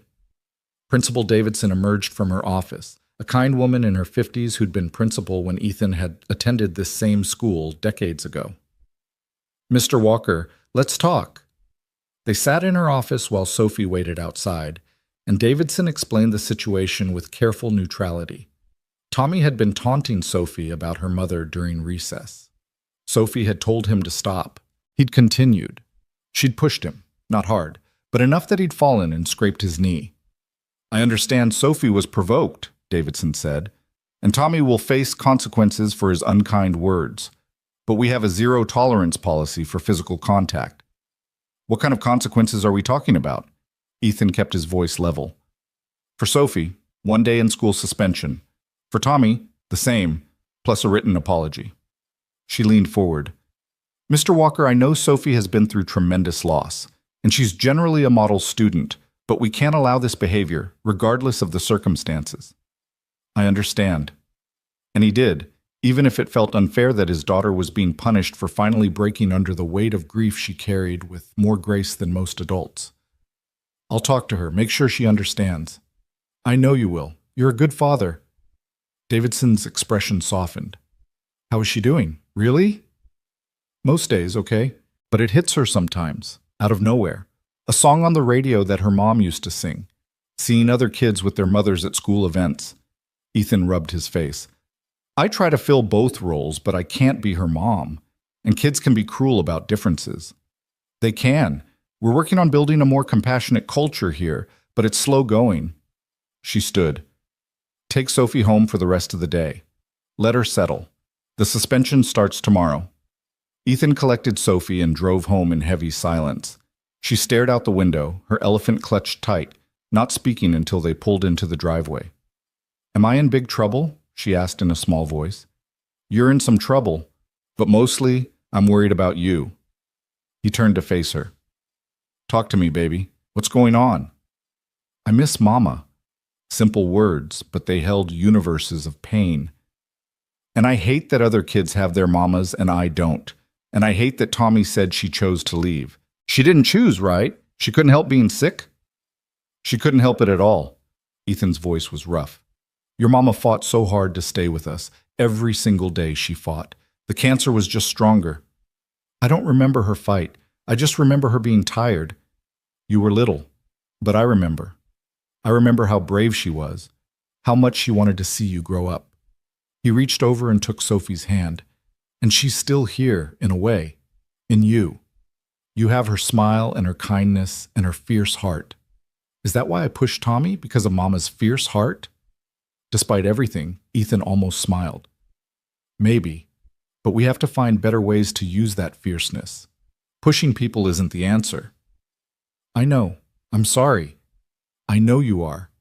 And tomorrow you'll serve your suspension, and that'll be the end of it." He squeezed her hand. "But Sophie, I'm proud of you for standing up for your mama's memory. I just need you to do it with words next time, not fists." They went inside and Ethan made hot chocolate. The fancy kind with real cream and shaved chocolate on top, comfort food for hard days. They sat at the kitchen table and Sophie told him everything, all the small cruelties she'd been enduring, the comments about her mother, the way some kids treated her differently because she only had a dad. "I don't tell you because I don't want you to be sad," she said. Baby, I'm sad anyway. That's part of grief. It comes and goes. But you should always tell me when something's bothering you. Even if it makes you worry? Especially then. That's what dads are for. His phone buzzed. A text from Claire. Is Sophie okay? He stared at the message, surprised she'd remembered, surprised she'd followed up. He typed back, She will be. Thanks for asking. 3 dots appeared, disappeared, appeared again. Then, if you need anything, let me know. I mean that. Something in his chest loosened slightly. Maybe the weekend had changed things. Maybe Claire Donovan was learning to be human after all. The rest of the week unfolded with unexpected smoothness. The paperwork for Ethan's reinstatement came through on Tuesday, signed and official. His salary was restored, back pay deposited. He moved back to his old desk by the window, and if his colleagues were curious about the sudden reversal, they kept it to themselves. Claire was true to her word about the weekly check-ins. Every Friday at 4 p.m., 30 minutes blocked on both their calendars. The first meeting was awkward, both of them hyper-aware of maintaining professionalism, of not referencing the weekend that had changed everything. But by the second week, they'd found a rhythm. Claire asked good questions, pushed him to think deeper about his approaches. Ethan pushed back when her expectations were unrealistic, and she listened, actually listened, rather than steamrolling his concerns. You're different, Mark observed one afternoon, catching Ethan at the coffee station. More confident or something. Am I? Yeah. And Donovan's different too. Less Ice Queen, more human. Mark lowered his voice. What happened? Everyone's noticed the change. Nothing happened. She's just settling into the role. If you say so. But Mark looked unconvinced. On Thursday of the third week, Ethan's phone rang just as he was leaving work. Sophie's number. Daddy, guess what? What, baby? Noah's here. Ms. Donovan brought him to visit, and we're making pizza, and can he stay for dinner? Please, please, please? Ethan's heart kicked into an unfamiliar rhythm. Put Ms. Donovan on the phone. A pause. Rustling, then Claire's voice. Sorry for the ambush. Noah's been asking constantly to see Sophie, and I had a meeting in Brookhaven this afternoon, so I thought, it's fine. And surprisingly, it was. I'll be home in 20 minutes. We'll order the pizza. What toppings? Sophie likes pepperoni. I'm not picky. Okay. See you soon. He drove home faster than necessary, his mind spinning. This was crossing a line, wasn't it? Moving from professional into personal territory, blurring boundaries that should stay sharp. But Sophie's happiness was worth any awkwardness. The house smelled like pizza when he walked in, and childish laughter echoed from the living room. Sophie and Noah had apparently picked up their friendship exactly where they'd left off 3 weeks ago, sprawled on the floor with Legos scattered everywhere. Claire stood in his kitchen, looking both out of place and oddly natural in her work clothes, holding a glass of water like she wasn't sure what to do with her hands. Hi, Ethan said, for lack of anything more intelligent. Hi. She managed a smile. The pizza place said 30 minutes. I hope that's okay. It's fine. Good, actually. I'm starving. He set down his laptop bag and moved to the fridge. Beer? God, yes. He pulled out 2 bottles and handed her one. They stood in the kitchen, exactly like that first Sunday morning, the memory hanging between them. So, Claire said finally, a meeting in Brookhaven. Complete fabrication. I wanted to see you. She took a sip of beer. Professionally, I mean, to discuss your project outside the office environment. Is that what we're calling this? A professional consultation? What would you call it? Ethan considered. 2 single parents coordinating a play date. That's actually accurate. Claire laughed, some of the tension dissolving. When did our lives get this complicated? Mine's been complicated since Emma got sick. Yours? Since I decided career was more important than marriage. She moved to the window, looking out at the backyard where the fence Ethan had repaired was visible. Michael, Noah's father, he tried to tell me, said I was choosing work over family. I thought he was being dramatic. Was he wrong? No, but neither was I. She turned back to face him. Why should I have been the one to sacrifice my career? Why couldn't we both find balance? Fair question. What's the answer? I don't know, but I'm starting to think maybe we both failed. Him for demanding I be someone I wasn't. Me for refusing to compromise at all. She took another sip of beer. Noah sees him every other weekend, and it's fine. It's workable. But I hate that we couldn't make it work, that my son has divorced parents before he's even 10. Sophie doesn't have that problem. She just doesn't have a mother at all. The words came out harsher than Ethan intended. Sorry, that wasn't fair. No, you're allowed to be angry about that, about losing Emma so young, about having to raise Sophie alone. I'm not angry. Most days anyway. I'm just tired. Yeah. Claire's smile was sad. Me too. The pizza arrived, breaking the moment. They ate at the kitchen table, the four of them, like some bizarre approximation of a normal family. Noah told elaborate stories about his robotics club, while Sophie hung on every word, clearly hero-worshipping this older, cooler boy who liked the same things she did. Can Noah stay over? Sophie asked as they were finishing. Sophie, Ethan started. Actually, that would solve a problem. Claire looked embarrassed. My usual sitter canceled, and I have an early meeting tomorrow. If Ethan could drop Noah at school on his way... Absolutely not, Ethan said firmly. Then, seeing her face fall, I mean, I won't drop him at school. He can stay here, but I'll take him home tonight so he has his own clothes and school stuff. That's too much. Claire, let people help you. He used her own words from that first morning. Stop turning everything into a transaction. She stared at him for a long moment, something shifting in her expression. Okay, thank you. You're welcome. So Ethan found himself driving to Claire's house in the city, a townhouse in an upscale neighborhood, all modern lines and expensive landscaping. Noah ran inside to grab his backpack while Ethan waited in the entryway, taking in the decorator-perfect living room that looked barely lived in. It's not much of a home, is it? Claire said quietly, following his gaze. More like a hotel I pay mortgage on. It's nice. It's empty. She gestured around at the pristine furniture, the art that matched the walls, the complete absence of clutter or personality. Noah spends more time at his dad's place because it's messier, and there are other kids, and it feels alive. So make it messier. Get a dog. Leave dishes in the sink. Is that the secret? Controlled chaos? That's life with kids. Chaos you learn to love. Noah thundered back down the stairs with his backpack. Ready? The drive back to Brookhaven was filled with Noah's chatter and Sophie's responses, the two kids building elaborate plans for the evening. Ethan caught Claire's eyes in the rear-view mirror more than once, and each time she was watching her son with an expression of mingled happiness and longing. Back at the house, Ethan set the kids up with a movie while he and Claire stood in the kitchen, neither quite ready to say goodbye. This is weird, right? Claire said finally. Us? This, whatever we're doing. Extremely weird. But good weird? I don't know yet. Ethan leaned against the counter, that familiar position. Ask me in a month. A month from now, I might be fired for fraternizing with employees. We're not fraternizing. We're two parents facilitating a friendship between our kids. Is that all this is? The question hung in the air, loaded with implications neither was ready to address. Ethan thought about the weekend, about pancakes and borrowed sweaters, and the way Claire's guard came down around her son. About how seeing her in his space, in his life, had shifted something he couldn't name. I don't know what this is, he admitted, but I know I don't hate it. High praise. But she was smiling.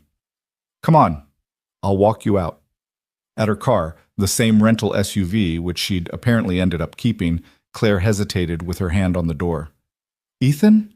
Thank you for this, for being kind when you didn't have to be. Again. Stop thanking me. We're friends now, I think. Friends help each other. Are we friends? What else would we be? Claire opened her mouth, closed it, then shook her head.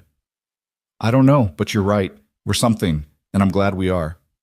She drove away, and Ethan stood in the driveway watching her taillights disappear, feeling the ground shift beneath him one more time.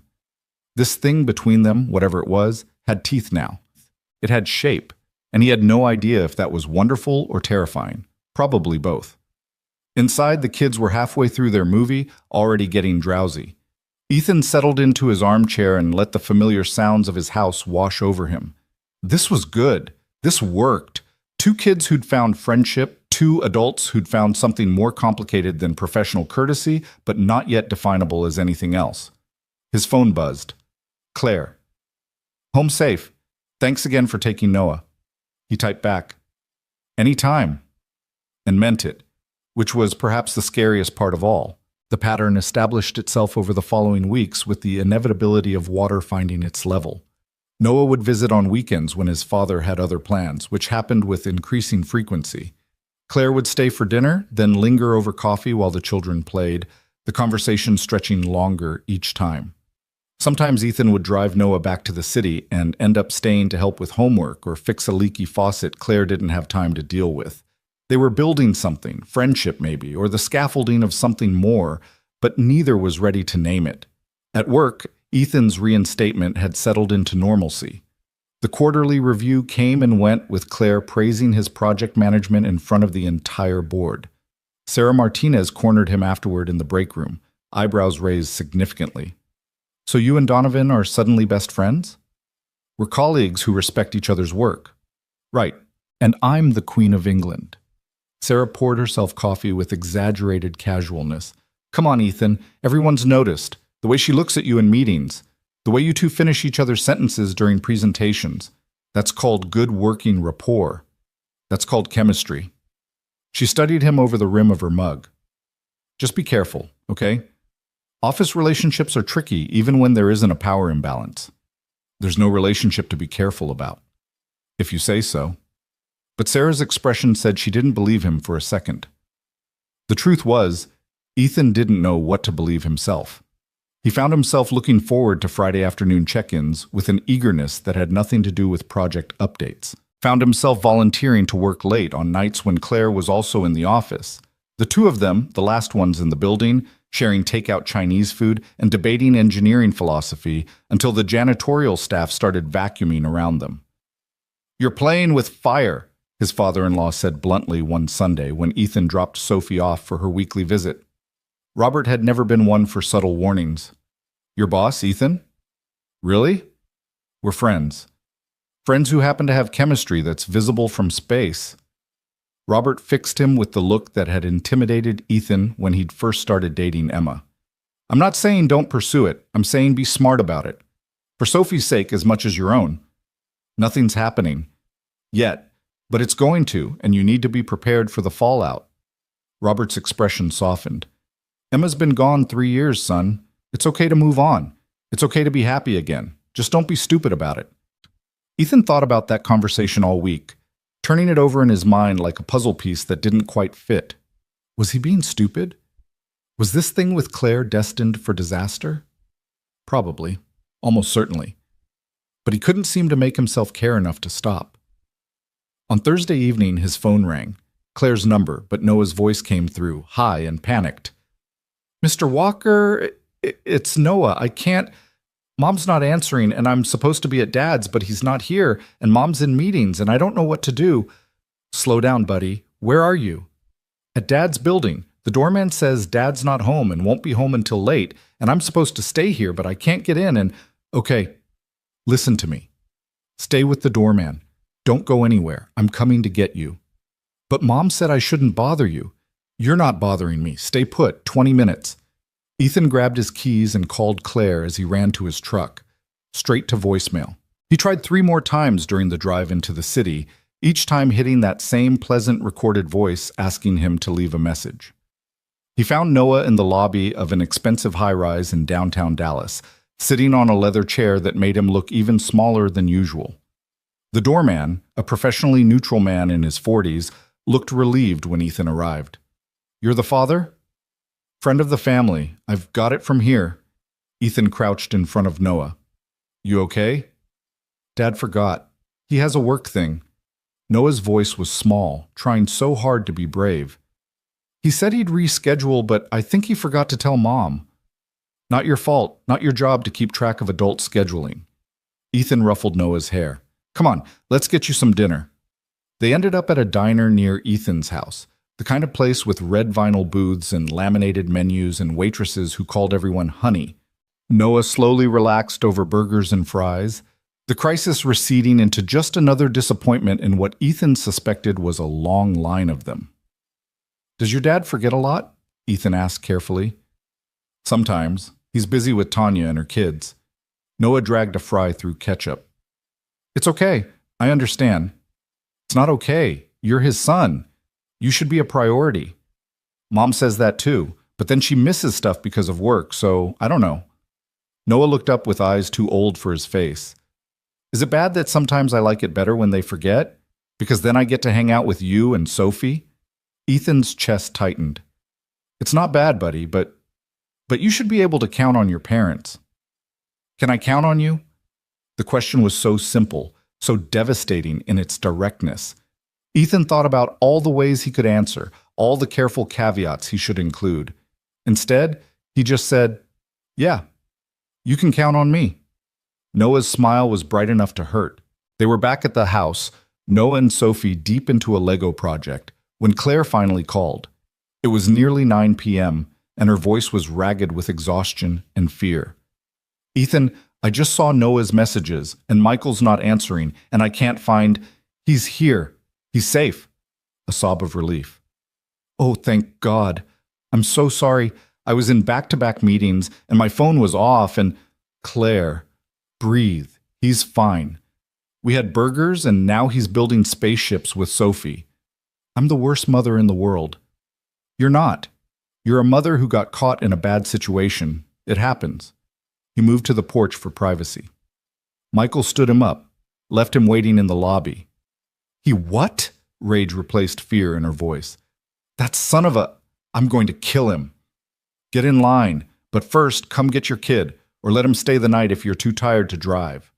"I should come get him. I should..." Her voice cracked. "I don't want to face you right now." "Why not?" "Because I'm a mess. Because this whole thing is my fault for trusting Michael to show up when he never does. Because I'm failing at every single thing that matters." "Claire, stop. You're spiraling." "I have a right to spiral." "You do, but not while you're driving. So either come here and spiral in person, or let Noah stay and spiral at home. Your choice." Silence, then a shaky laugh. "How do you do that?" "What?" "Make everything seem manageable, even when it's falling apart." "Practice. 3 years of single parenting teaches you to triage crises." He softened his voice. "Come here. Have some wine. Yell at me if it helps. But stop beating yourself up for things you can't control." "Okay, I'll be there in 30 minutes. She arrived in 45, still in her work clothes but with her hair escaping its bun and mascara smudged under her eyes. Ethan took one look at her and pulled her into the house, steering her to the couch while the kids called greetings from the floor. "Wine or whiskey?" he asked. "Yes." He brought both. Claire downed the whiskey in one go and then clutched the wine glass like a lifeline. "I talked to Michael. He claims he texted me that he had to reschedule, but I never got it. And even if he did, who leaves a 9-year-old stranded? Someone who's prioritizing his new family over his old one." "Noah said that?" Claire's voice was sharp with hurt. "He didn't have to. It's written all over him." Ethan sat in the armchair, giving her space. "How long has this been going on?" "Since Michael moved in with Tanya about 6 months ago. Before that, he was more reliable. But now there's always a soccer game for her kids, or a school thing, or a family dinner that somehow Noah isn't part of." "Have you talked to him about it?" "Endlessly. He claims I'm being oversensitive, that Noah's fine, that I'm projecting my own abandonment issues." She took a long sip of wine. "Maybe he's right. Maybe I am projecting. Or maybe he's gaslighting you to avoid taking responsibility." Claire looked at him with something like desperation. "How do you know the right thing to do for Sophie? How do you make sure you're not screwing her up?" "I don't know if I am doing the right thing. I just do my best and hope it's enough." Ethan leaned forward. "Sophie's in therapy. Did you know that? Has been since Emma died. Because I knew I couldn't handle all her grief on my own. Is that the right thing? Or should I have been strong enough to help her myself?" "That's incredibly responsible parenting. Or it's admitting I'm not enough. I don't know anymore." He met her eyes. "We're all just doing our best, Claire. You Me, even Michael, in his own screwed up way. The question isn't whether we're perfect, it's whether we show up. You know, I'm trying to show up, but work keeps getting in the way. So adjust work. I can't just... She stopped, hearing her own words. That's the problem, isn't it? I keep saying I can't when what I mean is I won't, because work feels safer than the messy emotions of parenting. Is it safer? No, it's just familiar. She drained her wine glass. When I'm at work, I know the rules.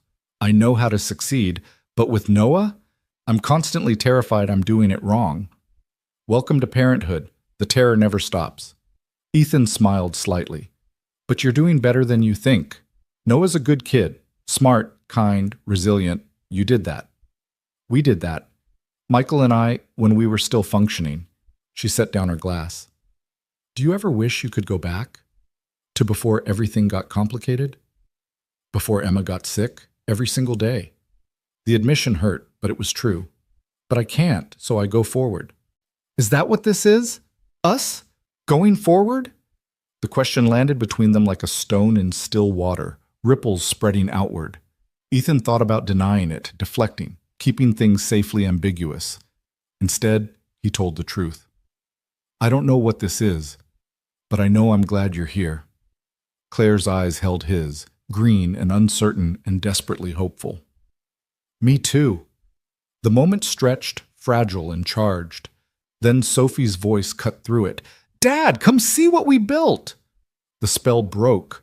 Claire laughed, slightly shaky, and they joined the kids on the floor to admire an elaborate spaceship with improbable proportions and absolutely no adherence to actual physics. It's beautiful, Claire said seriously. Very imaginative. Noah did most of it, Sophie said proudly. He's really smart about engineering stuff. He gets that from his mom, Ethan said, catching Claire's eye. She looked away first, a flush rising in her cheeks. The evening ended with Noah asleep on the couch and Sophie passed out on the floor, both kids exhausted from building and playing and the emotional weight of the day. Ethan and Claire sat in the kitchen, speaking in low voices over lukewarm coffee. I should go, Claire said, but didn't move. You should, Ethan agreed, but didn't stand. This is dangerous, isn't it? What we're doing? Probably. The board would have my head if they knew I was spending this much time with you outside work. She traced the rim of her mug with one finger. There are policies about fraternization, about power dynamics and conflicts of interest. So we stop, we keep it professional. Is that what you want? No. The word came out with more force than he intended. But I'm not the CEO. I don't have as much to lose. You have Sophie to think about. If this goes wrong, if we end up making things messy at work, Claire, stop catastrophizing. Someone has to. She looked at him with raw honesty.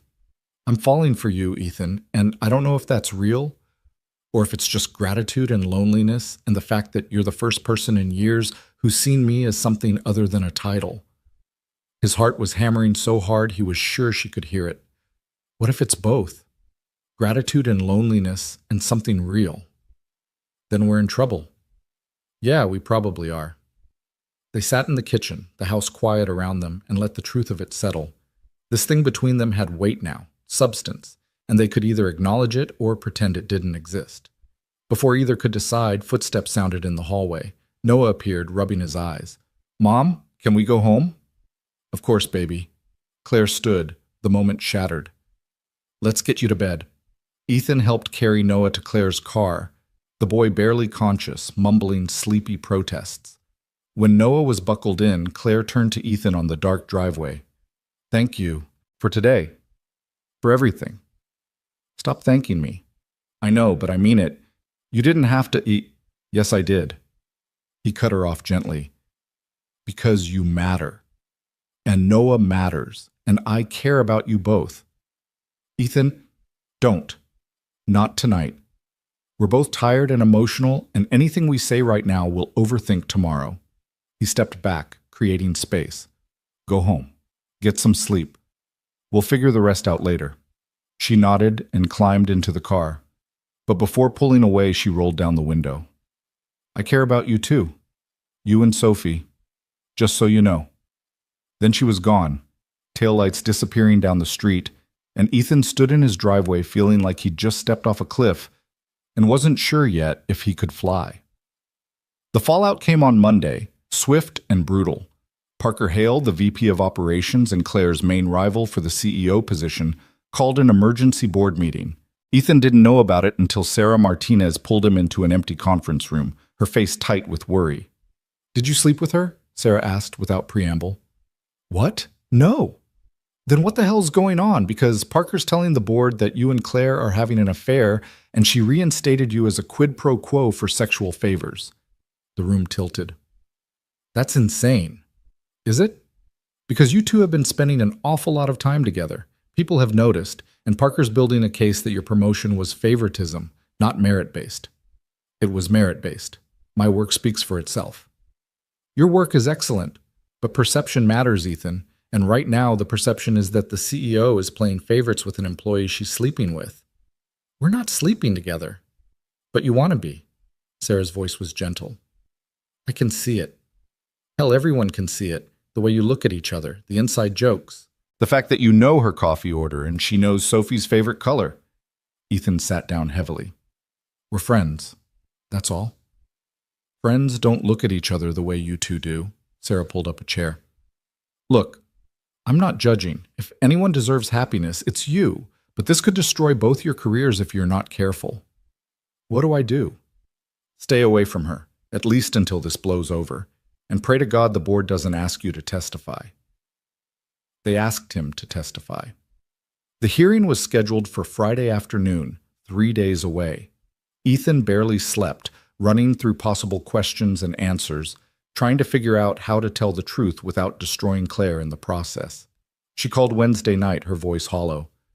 "They're going after my job, aren't they?" "I don't know." "Parker showed them photos, Ethan. Someone's been following me, pictures of my car at your house, of us having coffee, of Noah and me at your door." Her voice broke. "They're going to twist it into something ugly." "Then we tell them the truth, that we're friends, that Noah and Sophie are friends, that there's nothing inappropriate happening." "Will they believe that?" "Do you have a better idea?" Silence. Then, "I could fire you, make it look like I'm taking their concerns seriously, distance myself until this passes." "You'd do that? After everything? To save my job? To protect you from this mess?" Her voice was anguished. "Yes, I would." "Don't." The word came out fierce. "Don't sacrifice either of us because Parker Hale is a vindictive bastard playing office politics." "Then what do? We fight. Together. We show them that there's nothing wrong with two single parents being friends. That not everything has to be reduced to sex and scandal. You have more faith in corporate America than I do. Maybe. But I'm not letting you fall on your sword for this. Not when we haven't done anything wrong." "Haven't we, though?" Claire's voice was quiet. "Haven't we been dancing around something we both know is more than friendship? Haven't we been lying to ourselves?" "Probably, but lying to yourself isn't a fireable offense." She laughed, short and bitter. "It should be." The board hearing was worse than Ethan had imagined. Parker Hale presented his case with the smooth confidence of someone who'd been planning this for months. Photos, testimony from employees about the time Claire and Ethan spent together, documentation of the pay increase, and promotion. "It's a clear pattern of favoritism," Parker concluded, motivated by a personal relationship that violates company policy on fraternization. The board chair, an older man named Theodore Brennan, fixed Ethan with a penetrating stare. "Mr. Walker, are you in a romantic relationship with Ms. Donovan?" "No, sir." "Have you been in the past?" "No, sir." "But you spend significant time together outside of work. Our children are friends. We coordinate playdates and carpools." Ethan kept his voice level. "Is that inappropriate?" "That depends." "Are you attracted to Ms. Donovan?" The question was a trap. Answer yes and confirm Parker's allegations. Answer no and commit perjury under company policy. Ethan thought about Claire in his kitchen wearing Emma's sweater. Thought about the way she laughed at Sophie's jokes. Thought about standing on his driveway admitting he cared. "With respect, sir, my personal feelings are irrelevant. What matters is whether I've acted on them in a way that compromises professional integrity. I haven't. Ms. Donovan reinstated me because my work merited it. Everything else is speculation and gossip. But you haven't answered the question, because it's not a question you have the right to ask. Ethan stood his ground.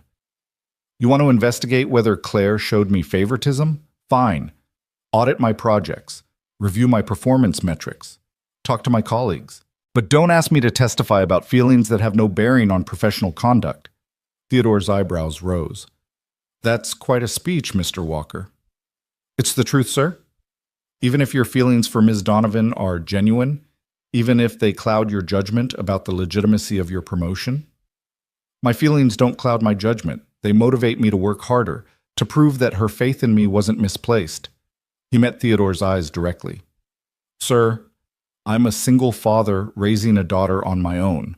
I can't afford to screw up my career for an office romance that doesn't exist. Everything I do is calculated to provide stability for Sophie. That includes working my ass off to justify Ms. Donovan's decision to promote me. A long silence. Then Theodore nodded. You're dismissed, Mr. Walker. Ethan left the boardroom on shaking legs. Sarah was waiting in the hall, her expression anxious. How bad? I don't know. Could go either way. You okay? Ask me when I know if I still have a job. He went home early, unable to focus on work. Sophie was at her grandparents' for the afternoon, so the house was empty, too quiet. Ethan poured himself a bourbon and sat on the porch, watching the sunset paint the sky in shades of orange and red. His phone buzzed. Claire. Whatever happens, thank you for not throwing me under the bus. He typed back, we're in this together.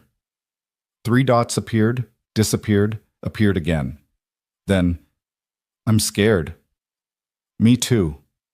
Can I come over? Ethan thought about Sarah's warning, thought about Parker's photos, thought about making things worse by being seen together right now. Then he typed, yes. She arrived 30 minutes later, still in her work clothes, her face drawn and exhausted. They sat on the porch in silence, watching nightfall, not touching, but close enough that the space between them felt electric. They're going to fire me, Claire said finally. You don't know that. Parker made a compelling case. And he's not wrong. I did show you favoritism. Maybe not for the reasons he thinks, but I can't honestly say my feelings didn't influence the decision. Would you have promoted me if we'd never spent that weekend together? Eventually, yes. You're too good not to promote, but would I have done it as quickly? Would I have fought as hard for you? She shook her head. I don't know. Then we face whatever comes next. Ethan finally took her hand, the first time they touched like this, deliberately, with intention. Together. Together. She squeezed his hand. Even if it costs us everything? What's the alternative? Pretending this doesn't exist? Going back to being strangers? He turned to face her. I can't do that, Claire. I tried. I can't. Neither can I. She leaned her head on his shoulder and Ethan wrapped his arm around her, pulling her close. They sat like that as the stars came out. 2 people who'd found each other in a storm and were trying desperately not to lose each other in the aftermath. What do we tell the kids? Claire asked quietly. Nothing yet. Not until we know what's happening. And if I lose my job? If you lose yours? If this all falls apart? Then we figure it out. That's what we do. We figure things out. She lifted her head to look at him, and in the porch light her eyes were bright with unshed tears. How are you so calm about this? I'm not. I'm terrified. He touched her face gently. But I learned a long time ago that fear doesn't change outcomes. It just makes the waiting harder. Teach me that. How to not let the fear win. I don't think I can teach it. I think you just have to live through enough crises that you build up scar tissue. I don't want more scars. Then maybe, Ethan said softly, we need to stop seeing them as scars and start seeing them as proof we survived. Claire closed her eyes, leaning into his touch. When did you get so wise? Somewhere between watching my wife die and raising a daughter alone. Tragedy's a hell of a teacher. They stayed on the porch until the cold drove them inside. Claire helped him make dinner even though neither of them was hungry, the domesticity of it both comforting and surreal. Two people playing house while their professional lives collapsed around them. I should go, Claire said for the third time, but didn't move from the kitchen table. You should, Ethan agreed, but didn't stand to walk her out. If someone sees my car here, then they see it. Let them talk. We're not doing anything wrong. Aren't we? She met his eyes. I'm your boss, Ethan. There's an inherent power imbalance. Maybe Parker's right to be concerned. Parker doesn't give a damn about power imbalances. He wants your job, and he's using me to get it. Still, it's a valid point. So what do you want to do? Walk away, pretend this never happened? No. The word was immediate, certain. But I don't know how to move forward without hurting you. Let me worry about me. You worry about you. That's not how this works. Not when your career is on the line because of me. Ethan reached across the table and took her hand again. Listen to me. Whatever the board decides, whatever happens next, I don't regret any of it. Not helping you that night, not becoming friends, not caring about you. Even if it cost me my job, I don't regret it. You should. I've been nothing but trouble for you. You've been complicated. That's different. He smiled slightly. I've had enough simple in my life. Complicated is interesting. Is that what I am? Interesting? Among other things. What other things? The question hung between them, loaded with possibility. Ethan thought about all the careful, appropriate answers he should give. Instead, he told the truth. Beautiful, brilliant, infuriating, brave, scared, human. He paused. Mine, if you'll let me claim that. Claire's breath caught. Ethan, I know it's too soon. I know we're in the middle of a crisis. I know every logical reason this is a terrible idea. He held her gaze. But I'm tired of being logical. For 3 years, I've been careful and measured and appropriate. And I'm done. I want messy. I want complicated. I want you. Even if it destroys everything? Even then. She stood abruptly, and for a moment Ethan thought she was leaving. Instead, she moved around the table and kissed him, fierce and desperate, and everything he hadn't let himself want. When they finally broke apart, both breathing hard, Claire rested her forehead against his. This is insane, she whispered. Completely. We're going to regret this. Probably. But you're not backing down? Not a chance.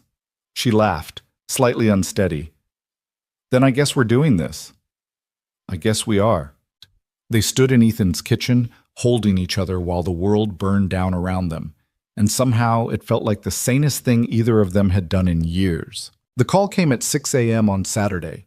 Ethan was already awake, had been for hours actually, staring at the ceiling and running through worst-case scenarios. When his phone lit up with Theodore Brennan's number, his heart kicked into overdrive. Mr. Walker, I apologize for the early hour. It's fine, sir. I've been up. I imagine you have. Theodore's voice was grave. The board has reached a decision. We'd like you and Ms. Donovan to come in Monday morning at 8. We'll be making an announcement. Can you tell me? Monday morning, Mr. Walker. Enjoy what's left of your weekend. The line went dead. Ethan sat on the edge of his bed, phone clutched in his hand, trying to breathe through the anxiety clawing at his chest. Enjoy the weekend. What the hell did that mean? Were they both fired? Was it just Claire, just him? He texted Claire, Tess. Board called. Meeting Monday 8 a.m. Her response was immediate. Can't sleep either. Come over? He shouldn't. Sophie was still asleep down the hall, and it was barely dawn, and showing up at Claire's house right now would just feed the rumor mill. But screw it. They were already in freefall. Might as well fall together. He left a note for Sophie, gone for a morning run back by breakfast, and drove to the city as the sun painted the sky in shades of pink and gold. Claire answered the door in pajama pants and an oversized sweater, her hair loose around her shoulders, looking younger and more vulnerable than he'd ever seen her. Noah? Ethan asked. At his dad's. Michael actually showed up on time for once. She stepped aside to let him in. Coffee? God, yes. They sat at her kitchen island, gleaming marble and state-of-the-art appliances, everything perfectly coordinated and utterly impersonal. Claire wrapped her hands around her mug like she was trying to draw warmth from it. So this is it, she said quietly. D-Day. We don't know what they're going to say. Don't we? She looked at him with tired eyes. Parker built a solid case, and he's not wrong. I did let my personal feelings influence professional decisions. That's exactly the kind of thing boards fire CEOs for. Then they fire you and we move on. You'll get another CEO position somewhere else. You're too good not to. And you? If they fire you too? Then I find another engineering job. There's always work for good engineers. Just like that? You'd give up 3 years at Meridian? For you? Yeah. The admission came easier than he expected. I would. Claire set down her mug with a sharp click. Don't make me responsible for destroying your career. You're not destroying anything. Parker Hale is, and a board that's more concerned with optics than actual performance. Ethan moved around the island to stand in front of her. Claire, look at me. She did, reluctantly. Whatever happens Monday, we face it together. No martyrs, no falling on swords, no taking the blame alone. Deal? Deal, she managed a watery smile. When did you become the strong one in this relationship? Is that what this is? A relationship? I don't know what else to call it. Two people who started as enemies became friends and now are, dating? While possibly unemployed? Sounds about right. He pulled her into his arms and she came willingly, tucking her head under his chin. They stood in her sterile kitchen while the morning brightened outside, and Ethan felt a strange calm settle over him. Whatever came next, they'd handle it. They'd survived worse. The weekend passed in a blur of forced normalcy. Sophie and Noah had their play date, oblivious to the adult drama swirling around them. Claire and Ethan pretended everything was fine, laughed at the kids' jokes, made dinner together like they'd been doing this for years instead of weeks. But underneath the surface, tension hummed like a live wire. Sunday evening, after Claire and Noah had left, Sophie climbed into Ethan's lap while they watched TV. Dad? Is Miss Donovan your girlfriend? The question caught him completely off guard. Why would you ask that? Because you look at her the way you used to look at Mama. In the pictures, I mean. Sophie studied his face with those two perceptive eyes. And she looks at you the same way. It's complicated, baby. Do you love her? Did he? It was too soon for love, wasn't it? They'd only known each other a few months, and most of that time had been fraught with complications. But when he thought about Claire, her fierce intelligence, her vulnerability with Noah, the way she'd slowly let her walls down, his chest tightened with something that felt an awful lot like love. I might, he admitted. Is that okay? Sophie was quiet for a long moment, her small face serious. Will she replace Mama? Oh, sweetheart, no. Nobody replaces your Mama. Ever. Ethan pulled her closer. Your Mama will always be your Mama, and I'll always love her. But people's hearts are big enough to love more than one person. Loving Claire doesn't mean I love Mama any less. And if Claire becomes your girlfriend, Noah would be like my brother? Kind of? Yeah. Okay. Sophie nodded decisively. I like Noah. And Ms. Donovan is nice when she's not being a work person, so it's okay if you love her. Just like that? Just like that. She looked up at him. You've been sad for a long time, Daddy. I want you to be happy again. Ethan felt tears prick his eyes. When did you get so wise? I learned from you. She kissed his cheek. That's what you always tell me. We learn from the people we love. He held his daughter tight and thought about Emma, about whether she'd approve of this mess he'd gotten himself into. He liked to think she would. Emma had always believed in second chances and the possibility of joy after sorrow. She wouldn't want him to stay frozen in grief forever. Monday morning arrived with the inevitability of sunrise. Ethan dropped Sophie at school and drove to Meridian with his stomach in knots. The parking lot was emptier than usual. Most employees didn't arrive until 9, but Claire's car was already there, parked in her reserved spot like a challenge. He found her in her office, staring out the window at the city skyline. She'd armored up again, sharp suit, perfect makeup, hair pulled back in that severe bun. But when she turned to face him, he could see the fear in her eyes. Ready? She asked. As I'll ever be. They walked to the boardroom together, not touching, but close enough that their shoulders nearly brushed. Theodore Brennan was already there, along with the other board members. Parker Hale sat at the far end of the table, his expression carefully neutral but with triumph lurking behind his eyes. "Ms. Donovan, Mr. Walker, please sit." Theodore gestured to chairs in the middle of the table, not at the head where Claire usually sat, which felt ominous. They sat. Ethan reached under the table and found Claire's hand, squeezing once. She squeezed back. Theodore opened a folder, his expression grave. "This board has spent considerable time reviewing Mr. Hale's allegations regarding the professional relationship between Ms. Donovan and Mr. Walker. We've examined performance metrics, interviewed colleagues, and reviewed all available evidence." Ethan's heart was hammering so hard he could barely hear over it. "Mr. Hale's concerns about the appearance of impropriety were not unfounded," Theodore continued. "In any organization, the relationship between a CEO and a direct report is subject to scrutiny, particularly when that relationship extends beyond professional boundaries." Here it came. The firing. The end of everything. "However," Theodore said, and Ethan's breath caught, "we found no evidence of actual impropriety. Mr. Walker's performance reviews consistently show excellence in his work. His promotion was justified by merit, not favoritism. And while Ms. Donovan's personal feelings for Mr. Walker may have influenced the timing of that promotion, they did not influence the decision itself." "Wait, what?" "Furthermore," Theodore fixed Parker with a stern look, "we found Mr. Hale's methods of gathering evidence, including hiring a private investigator to photograph Ms. Donovan and Mr. Walker, to be deeply problematic and a violation of company ethics policies." Parker's face went pale. "I was protecting the company's interests. You were engaging in harassment." Theodore's voice was ice. "The board has decided that your position as VP of Operations is no longer tenable. You're terminated, effective immediately." The room went silent. Ethan felt Claire's hand tighten in his, her shock mirroring his own. Parker stood abruptly, his chair scraping back. "You can't be serious. I exposed a scandal." "You manufactured a scandal," another board member, a woman named Patricia Chen, cut in. "There is a significant difference between identifying legitimate concerns and engaging in a vendetta motivated by professional jealousy." Parker's face flushed red.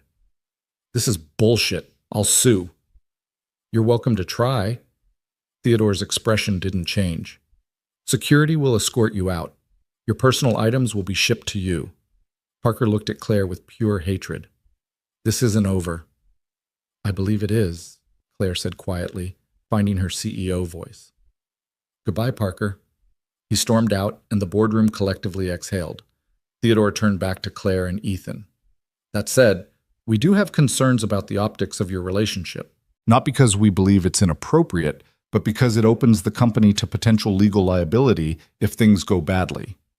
"I understand," Claire said. "What are you proposing?" "Full disclosure. You'll both sign acknowledgement forms stating that your relationship is consensual and separate from professional decisions. HR will monitor the situation to ensure no preferential treatment occurs.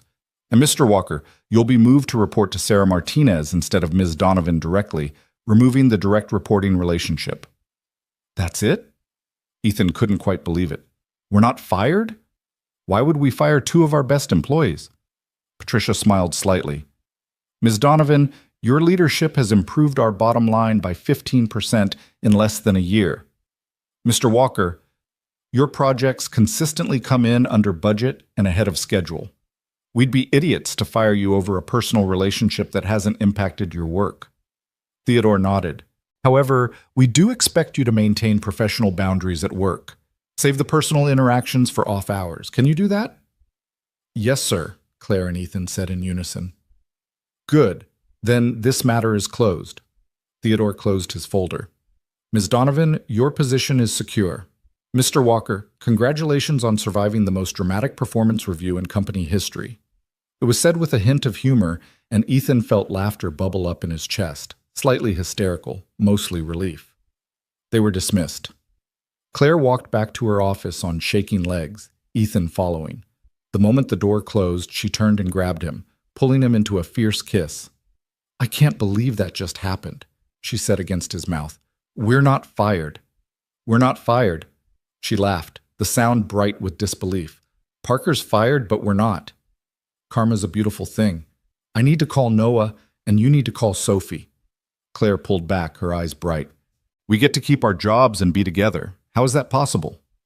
Sometimes, Ethan said, the universe decides to be kind instead of cruel. They stood in her office, holding each other while reality slowly sank in. They'd survived. Against all odds, they'd survived. The news spread through the office like wildfire. By lunch, everyone knew that Parker had been fired and Claire and Ethan were officially together. The gossip was intense, but most of it was positive. Apparently, they'd been the world's worst-kept secret, and people had been rooting for them. Finally, Sarah Martinez said, cornering Ethan at the coffee station, I've been waiting for you two to stop dancing around each other. You knew? Everyone knew. You two have the subtlety of a freight train, she grinned. But I'm happy for you. You deserve this. Mark Chen was equally supportive, though he couldn't resist teasing. So when's the wedding? Because Noah and Sophie are already planning it, according to my sources. Your sources? My daughter is in Sophie's class. Apparently Sophie's been telling everyone that her dad has a girlfriend and they're going to be a family. Ethan groaned. I need to have a talk with my daughter about discretion. Good luck with that. Kids have no filter. That evening, Ethan picked up Sophie from school and drove straight to Claire's house. Noah answered the door, grinning from ear to ear. Mom said you guys are dating now. Did she? Ethan shot Claire an amused look as she appeared behind Noah. I may have mentioned it. She was smiling, relaxed in a way he'd never seen her at work. Come in, we're making dinner. We? Noah and I. We're trying this new thing where I actually cook instead of ordering takeout every night. They made spaghetti together, all four of them crowded in Claire's pristine kitchen, getting sauce on the counters and flour everywhere. Sophie and Noah were in charge of garlic bread, which they took very seriously. Claire and Ethan worked on the sauce, moving around each other with the ease of people who'd done this before. This is nice, Claire said quietly, watching the kids debate the optimal amount of butter. It is. Ethan bumped her shoulder with his. You getting used to the chaos yet? Slowly. It's terrifying and wonderful at the same time. That's parenthood. That's life. He paused. That's us, I guess. Terrifying and wonderful? Something like that. They ate dinner at Claire's table, the fancy one that looked like it had never been used. Sophie chattered about school. Noah told elaborate stories about his robotics team, and the adults listened and laughed and felt something click into place. This wasn't just dating. This was building something, creating a foundation for something bigger. After dinner, the kids retreated to Noah's room to play video games, and Claire and Ethan cleaned up together. So, Claire said, drying dishes while Ethan washed, we're really doing this. Apparently. It's fast. Too fast, maybe. Probably. Ethan rinsed a plate and handed it to her. But we've already been through enough crises to test most relationships. If we can survive a near-death experience, office politics, and board investigations, I think we can handle dating. When you put it that way, dinner and a movie seems almost boring. Boring sounds great right about now. She laughed, and the sound was lighter than he'd ever heard it. You know what's crazy? I'm happy. Actually, genuinely happy. I don't think I've been happy in years. Me either. Ethan set down the sponge and turned to face her. Not since Emma died. I'd forgotten what it felt like. Ooh, do you think she'd approve of us? I think she'd tell me I was an idiot for falling for my boss. He smiled. But yeah, she'd approve. Emma believed in second chances. She believed in joy after sorrow. I wish I could have met her. She would have liked you once she got past the CEO intimidation factor. Ethan touched Claire's face gently. You remind me of her, actually, the fierce heart. The way you love Noah with everything you have, even when you're terrified you're doing it wrong. Was she scared too? Constantly, but she never let it stop her. He paused. That's what I see in you, someone who's scared but shows up anyway. His eyes were bright with unshed tears. I don't deserve you. That's not how this works. We don't earn each other. We just choose each other every day and hope it's enough. She kissed him then, soft and lingering, a promise of more to come. The next few months unfolded with surprising smoothness. Claire and Ethan dated properly. Dinners out, movies, weekend trips to the lake with the kids. They took it slow, mindful of Sophie and Noah, making sure the children were comfortable with each change. Sophie bloomed having Noah around. The grief that had weighted her down for so long seemed lighter, as if having an older brother figure gave her permission to be a kid again. Noah, for his part, loved having a little sister to teach and protect. Michael's continued flakiness stung less when Noah had a full life waiting for him in Brookhaven. At work, Claire and Ethan maintained strict professionalism. The arrangement with Sarah Martinez as his direct supervisor worked well, removing any appearance of impropriety. Claire's quarterly reviews showed continued strong performance, and the board's concerns faded as her leadership proved unquestionably sound. In the quiet moments, though, Ethan sometimes felt Emma's presence, not as a ghost, but as a benediction. She was there in Sophie's laugh, in the way the evening light caught the kitchen window, in the stars on Sophie's ceiling that still glowed at night. He'd loved her completely, and he always would, but he was learning that the heart's capacity for love wasn't finite. It expanded to hold everyone who deserved space there. 6 months after the board hearing, on a Saturday afternoon at the lake, everything came together. They'd rented a cabin for Noah's 10th birthday, a weekend celebration with hiking and swimming and s'mores. Sophie and Noah had spent the afternoon building an elaborate sandcastle, while Claire and Ethan sat on the dock, feet dangling in the water. "I have something to tell you," Claire said, her voice nervous. Ethan's heart kicked up. "Good something or bad something?" "Good, I think." She took a breath. "The board offered me a 5-year contract extension. Significant raise, more autonomy, everything I've been working toward." "That's incredible. Claire, congratulations." "There's more.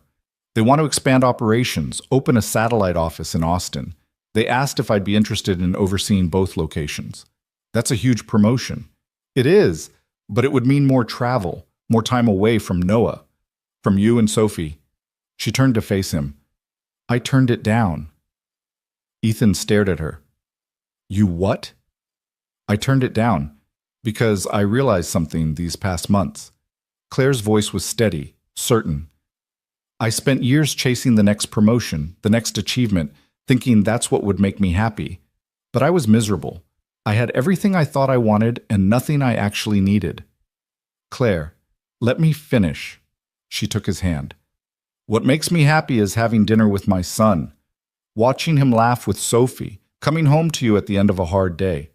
I don't want to compartmentalize anymore. Work Claire and mom Claire and girlfriend Claire. I want to be one person who has work and family and love all mixed together in one messy, wonderful life." Ethan felt his throat tighten. "Are you sure?" "Completely. I negotiated for more flexibility instead.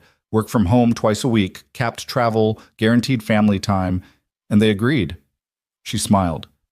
"Turns out when you're actually good at your job, you have leverage." "I'm so proud of you." He pulled her close, kissing her temple. "That took real courage." "I learned from the best."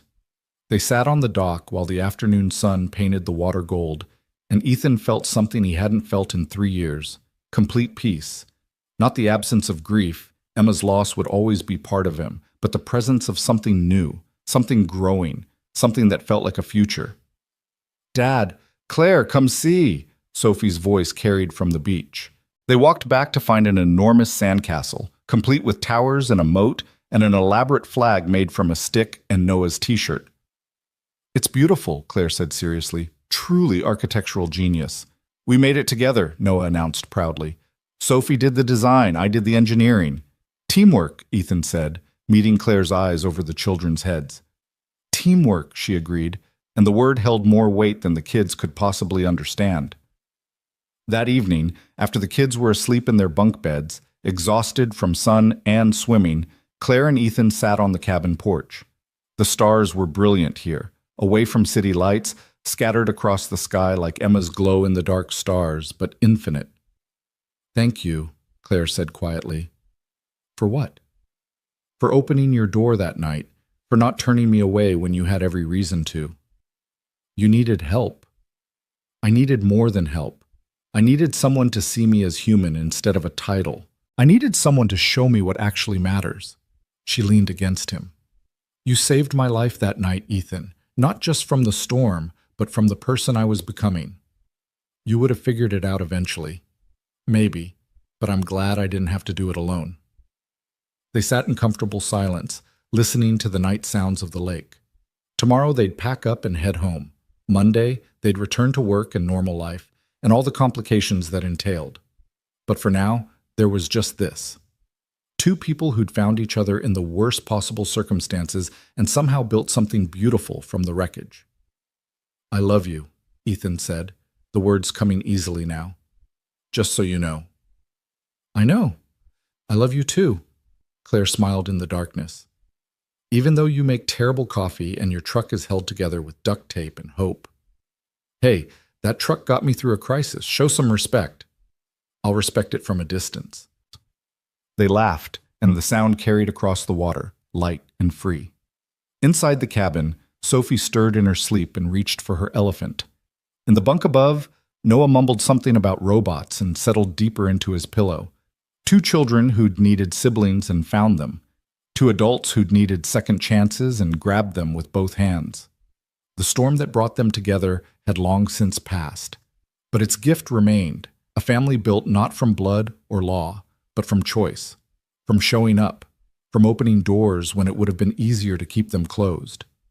Emma's stars still glowed on Sophie's ceiling back home, a reminder that light persists even in darkness. And here, under real stars, Ethan felt her blessing. Not in words or visions, but in the simple truth that love doesn't end. It transforms. It makes space for new love without diminishing what came before. Claire fell asleep against his shoulder, and Ethan held her while the night deepened around them.